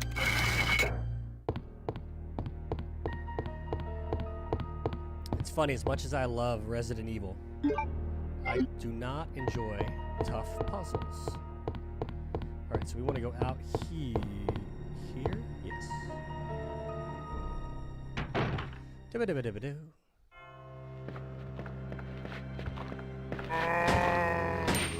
Yeah! That's what we like to see. Dibba dibba dooby doo.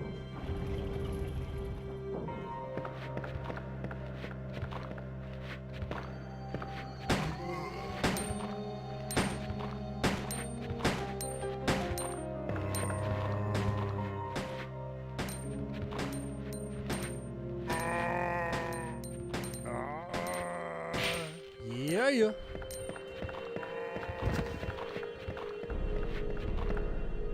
Without a critical hit, it takes so many shots to take a zombie out in this game.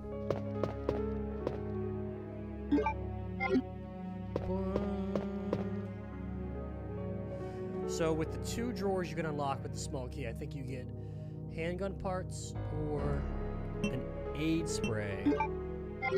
And I say we take the handgun parts.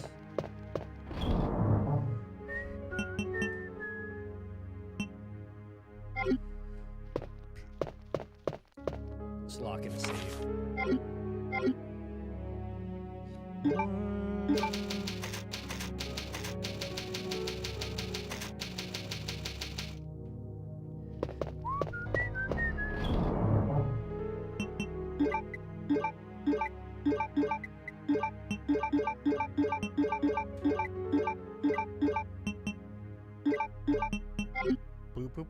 boo boo. Is there lickers or zombies? Zombies.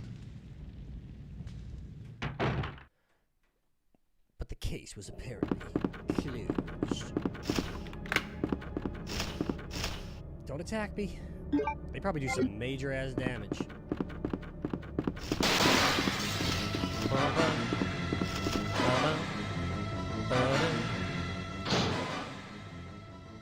If they take more than one shot to take out a crow in hard mode,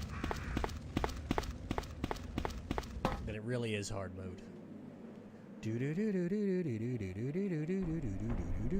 Whoa!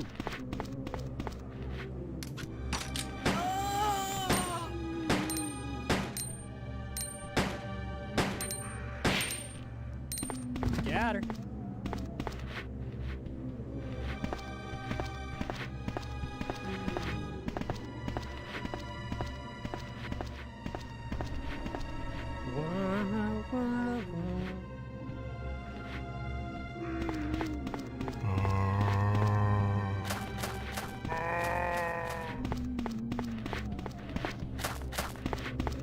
Stay over there. Crunchy grass.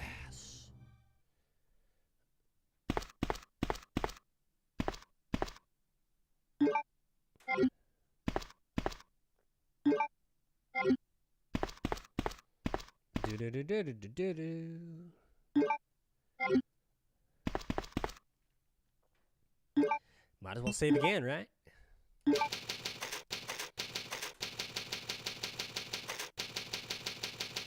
Already on my 5th save.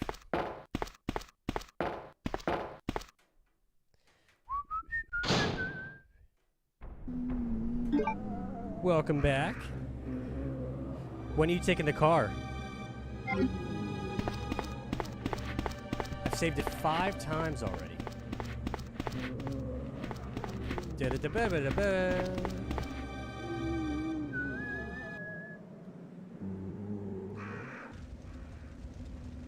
Gotta be there by 2. So you got 30 minutes. Let's put out this fire. I'm probably gonna grab a nap soon before this volunteer event.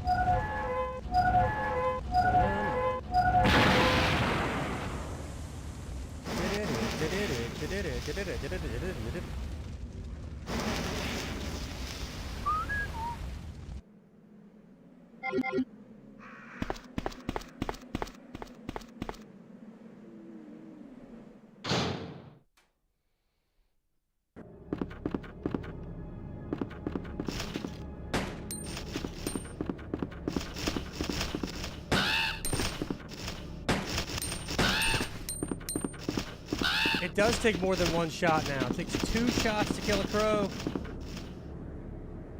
It really is hard mode. So I tried to watch SmackDown last night, but they kept cutting the feed. Damn. Yeah, Rock and Roman were there, right? I didn't watch it.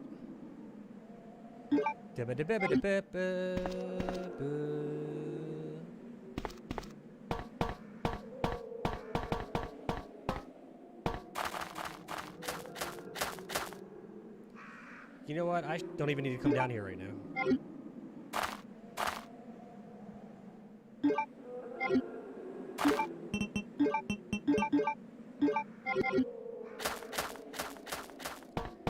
I'll watch it at some point this weekend.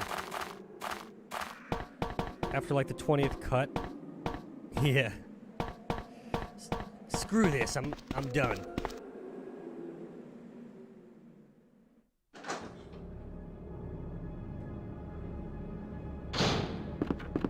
Is that what it is? I didn't even hear about that. So people were putting up signs that say "Die, Rocky, die."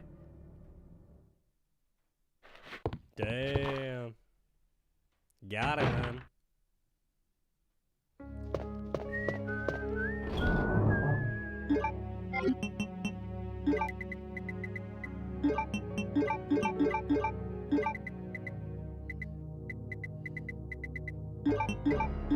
Do do do do.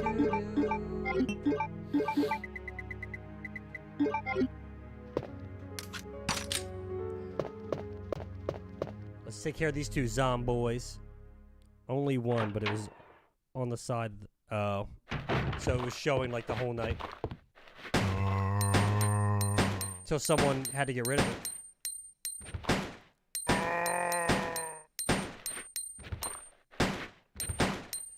Where's the critical hit? No! Oh, shit.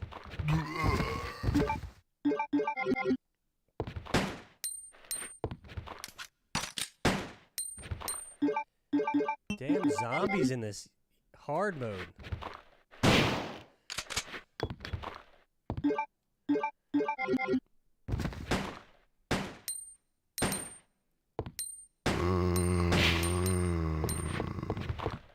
Yeah, it's the worst for them when that person is in the worst possible spot for TV.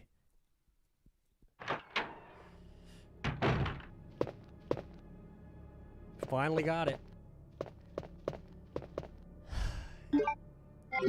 Yeah, but I shouldn't have got bit by that other zombie, but I have a decent amount of health, so it's not a big deal, but I don't know what to expect for the boss fights. I'm assuming when you have the Magnum, you'll be alright, but...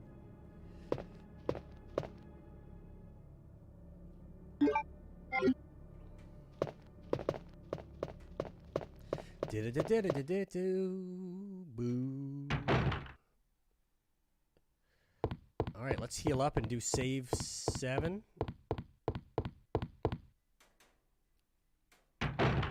I'm pleasantly challenged with this hard mode.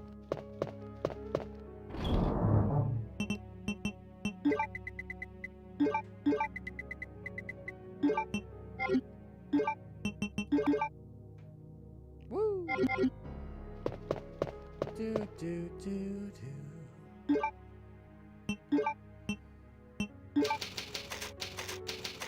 Oh, excuse me, save 6.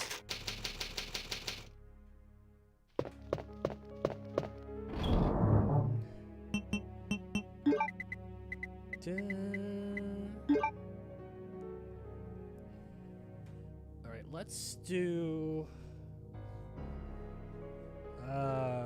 let's go use our precinct key.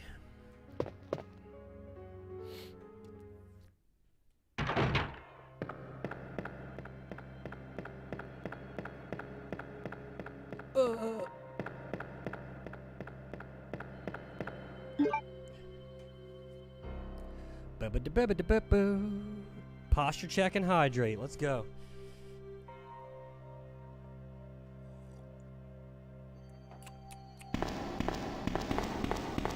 Boo, boo, boo, boo, boo. My man needs to learn some etiquette on his steps, because he is stomping.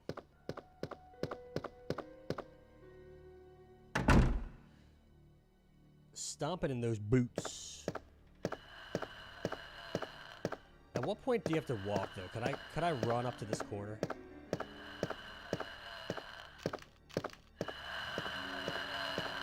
See ya. Do.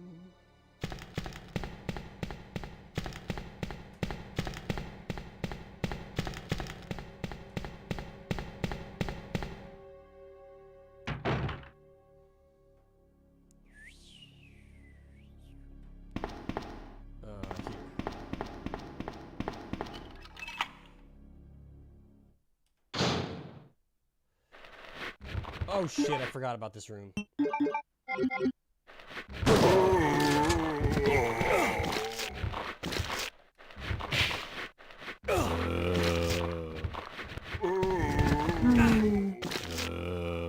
Yeah, there's just no good way through that room without plenty of shotgun shells.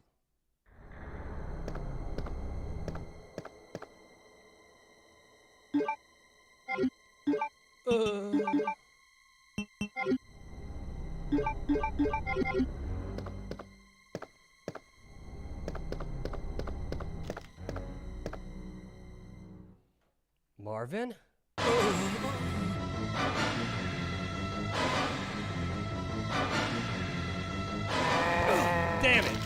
the quick turn.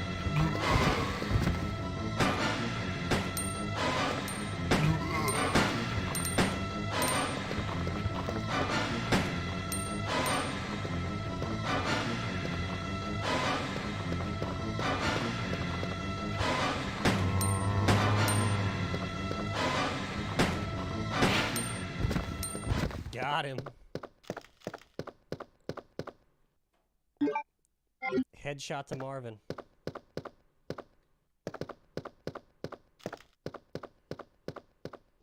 Well, damn.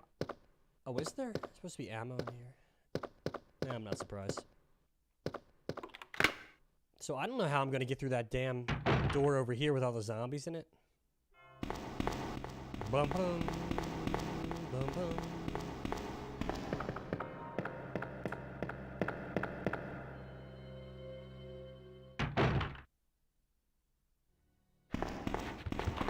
Oh, good. They're behind the door.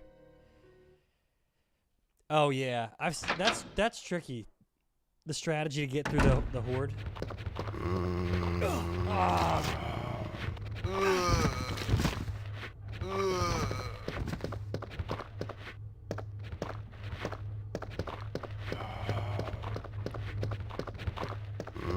One thing they greatly improved on in 3 was not getting those cheap-ass hits from multiple zombies.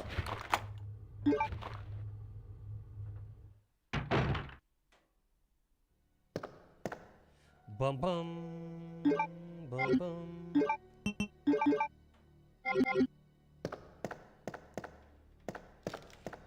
You know what's kind of interesting? How you don't see any dogs until the basement. You got your liquors.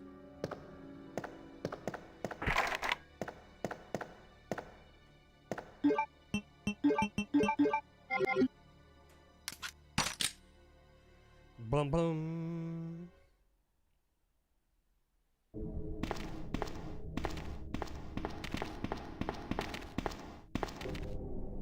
Shit.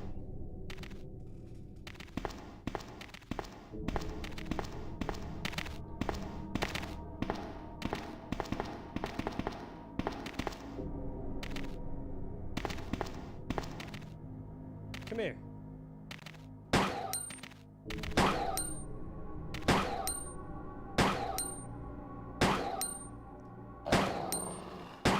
Critical hit on the dogs, you think?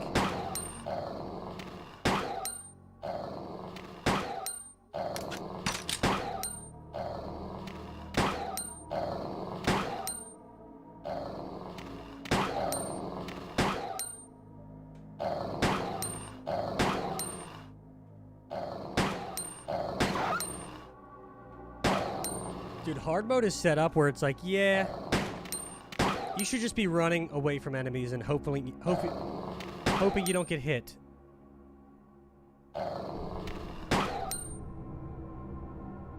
Anything could be a critical hit? Oh, yeah.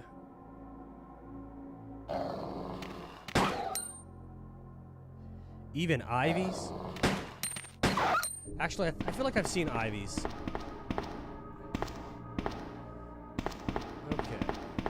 I think there's an urban here, yeah.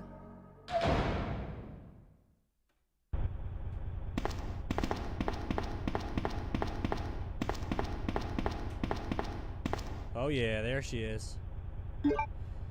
Boom boom. Boom boom.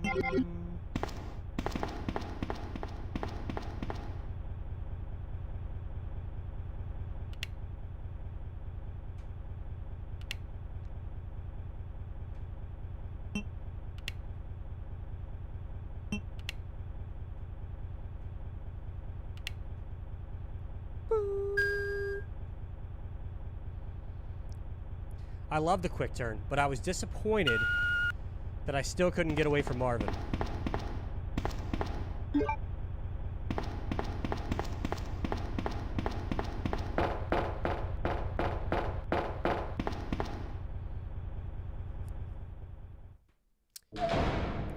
know what we're missing, though, in this game? We're missing a beautiful love interest. Possibly with a 3-letter name, so it's easy to remember. Oh god. Oh. Oh.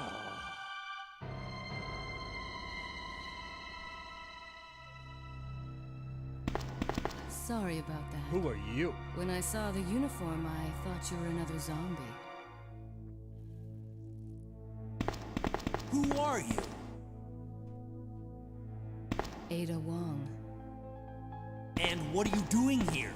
Miss Wong. I'm looking for some guy named Ben. He's one of those reporter types, always looking for a scoop. I heard he was locked up in the cell block, only there's a wrecked car barring the entrance. I've been trying to find another way inside.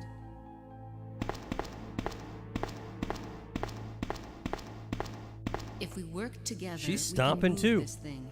Ada, Give me a hand wait. here, will you? Why doesn't anyone listen to me? Ada, wait. Isn't that funny? Hey, help me move this truck, and then you run all the way across the room to pick up some weed. Ada, wait. Hang on, I gotta pick up this weed. Wait.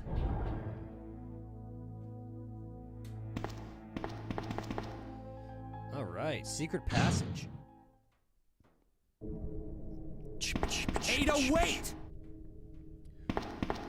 Ada, wait! Wait.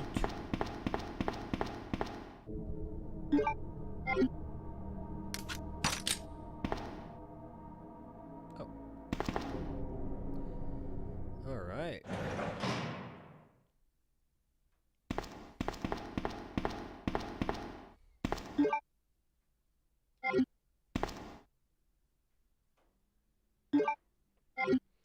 Ada, wait! But there's a parked car.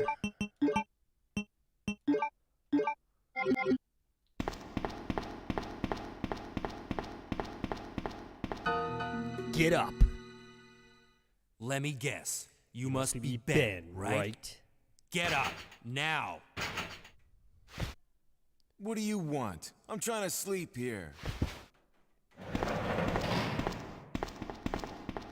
Is this the guy? Ben, you told the city officials that you knew something Ada, about wait. what's been going on, didn't you? What did you tell them? And who the heck are you? Who the I'm hell are trying you? to find my boyfriend. His name name's is John. John. He was working for a branch office of Umbrella based in Chicago, but he suddenly disappeared 6 months ago. And his name is John. I heard a rumor that he's here in the city. I don't know anything. And even if I did, why would I want to tell you? Why would I tell you? Okay, I say we leave him in there. Does anyone know where they put the key to this cell? I have it right here, officer. But I'm not about to leave this cell. Those zombies aren't the only things crawling around out there. The remake What was that? where Mr. X punches through the wall and like Like I squeezes his said, face. I'm not leaving this cell. It was so unexpected. Get out of here before you lead it right to me. Hey, I'm not going anywhere. I'm the only cop left alive in this building. What? Look, if you want to live, then you're gonna have to leave with me. But do you even know how to get out of the city? It really does. There's a kennel in the back of the building. Inside And the it would kennel make is sense. a manhole. Go through and it'll lead you to the sewer entrance. What a but connection. It won't be easy. Oh, what's that in his pocket? Cigarettes? All right, I'm going. Yo!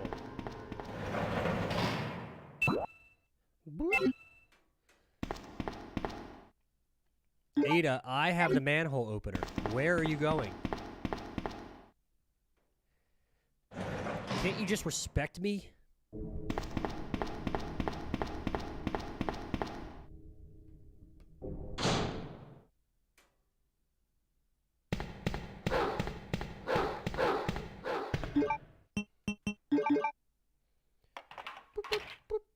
Oops.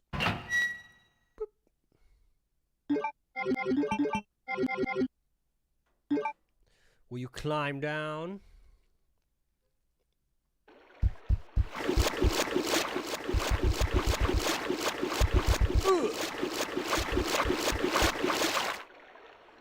Ugh. All right.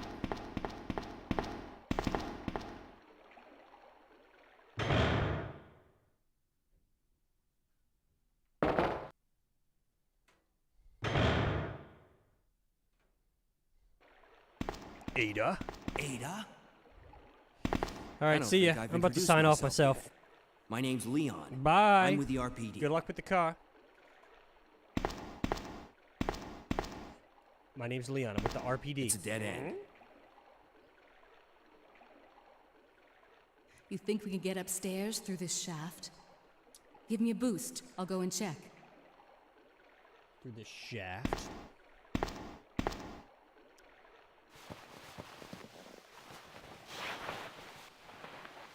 Ada, wait.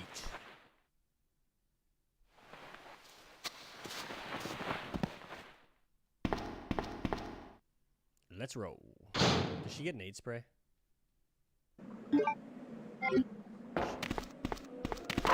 And it's dogs. Let's go. I find the dogs easier to deal with than the zombies.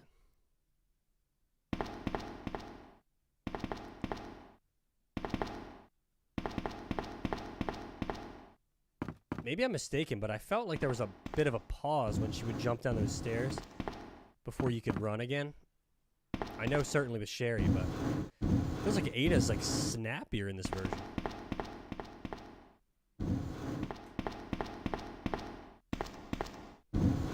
Ada, wait.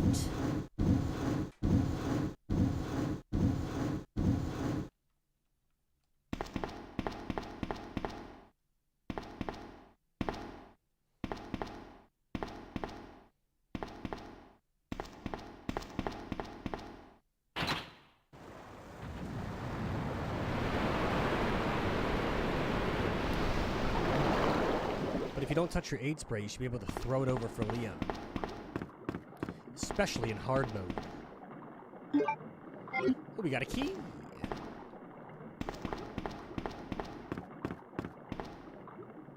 We got a key.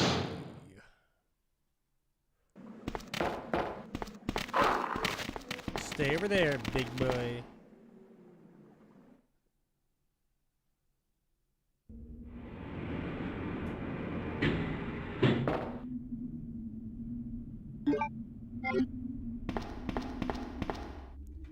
The back of a kennel's a manhole.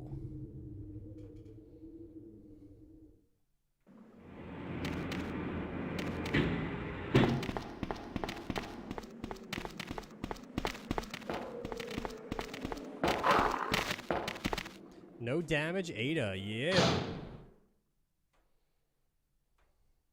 Leon? Leon, can you hear me? Ada, did you find anything? Right here. Think fast. Here's one more. Don't. Woo. Hey, I can't reach the ventilation hole. I'm going to have to find another way around. I'll Ada, catch up wait. with you later. What? Ada, wait!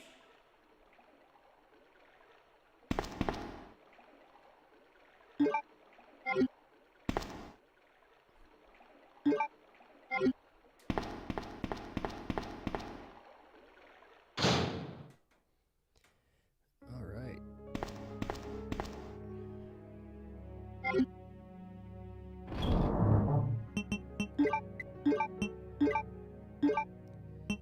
Ada, wait.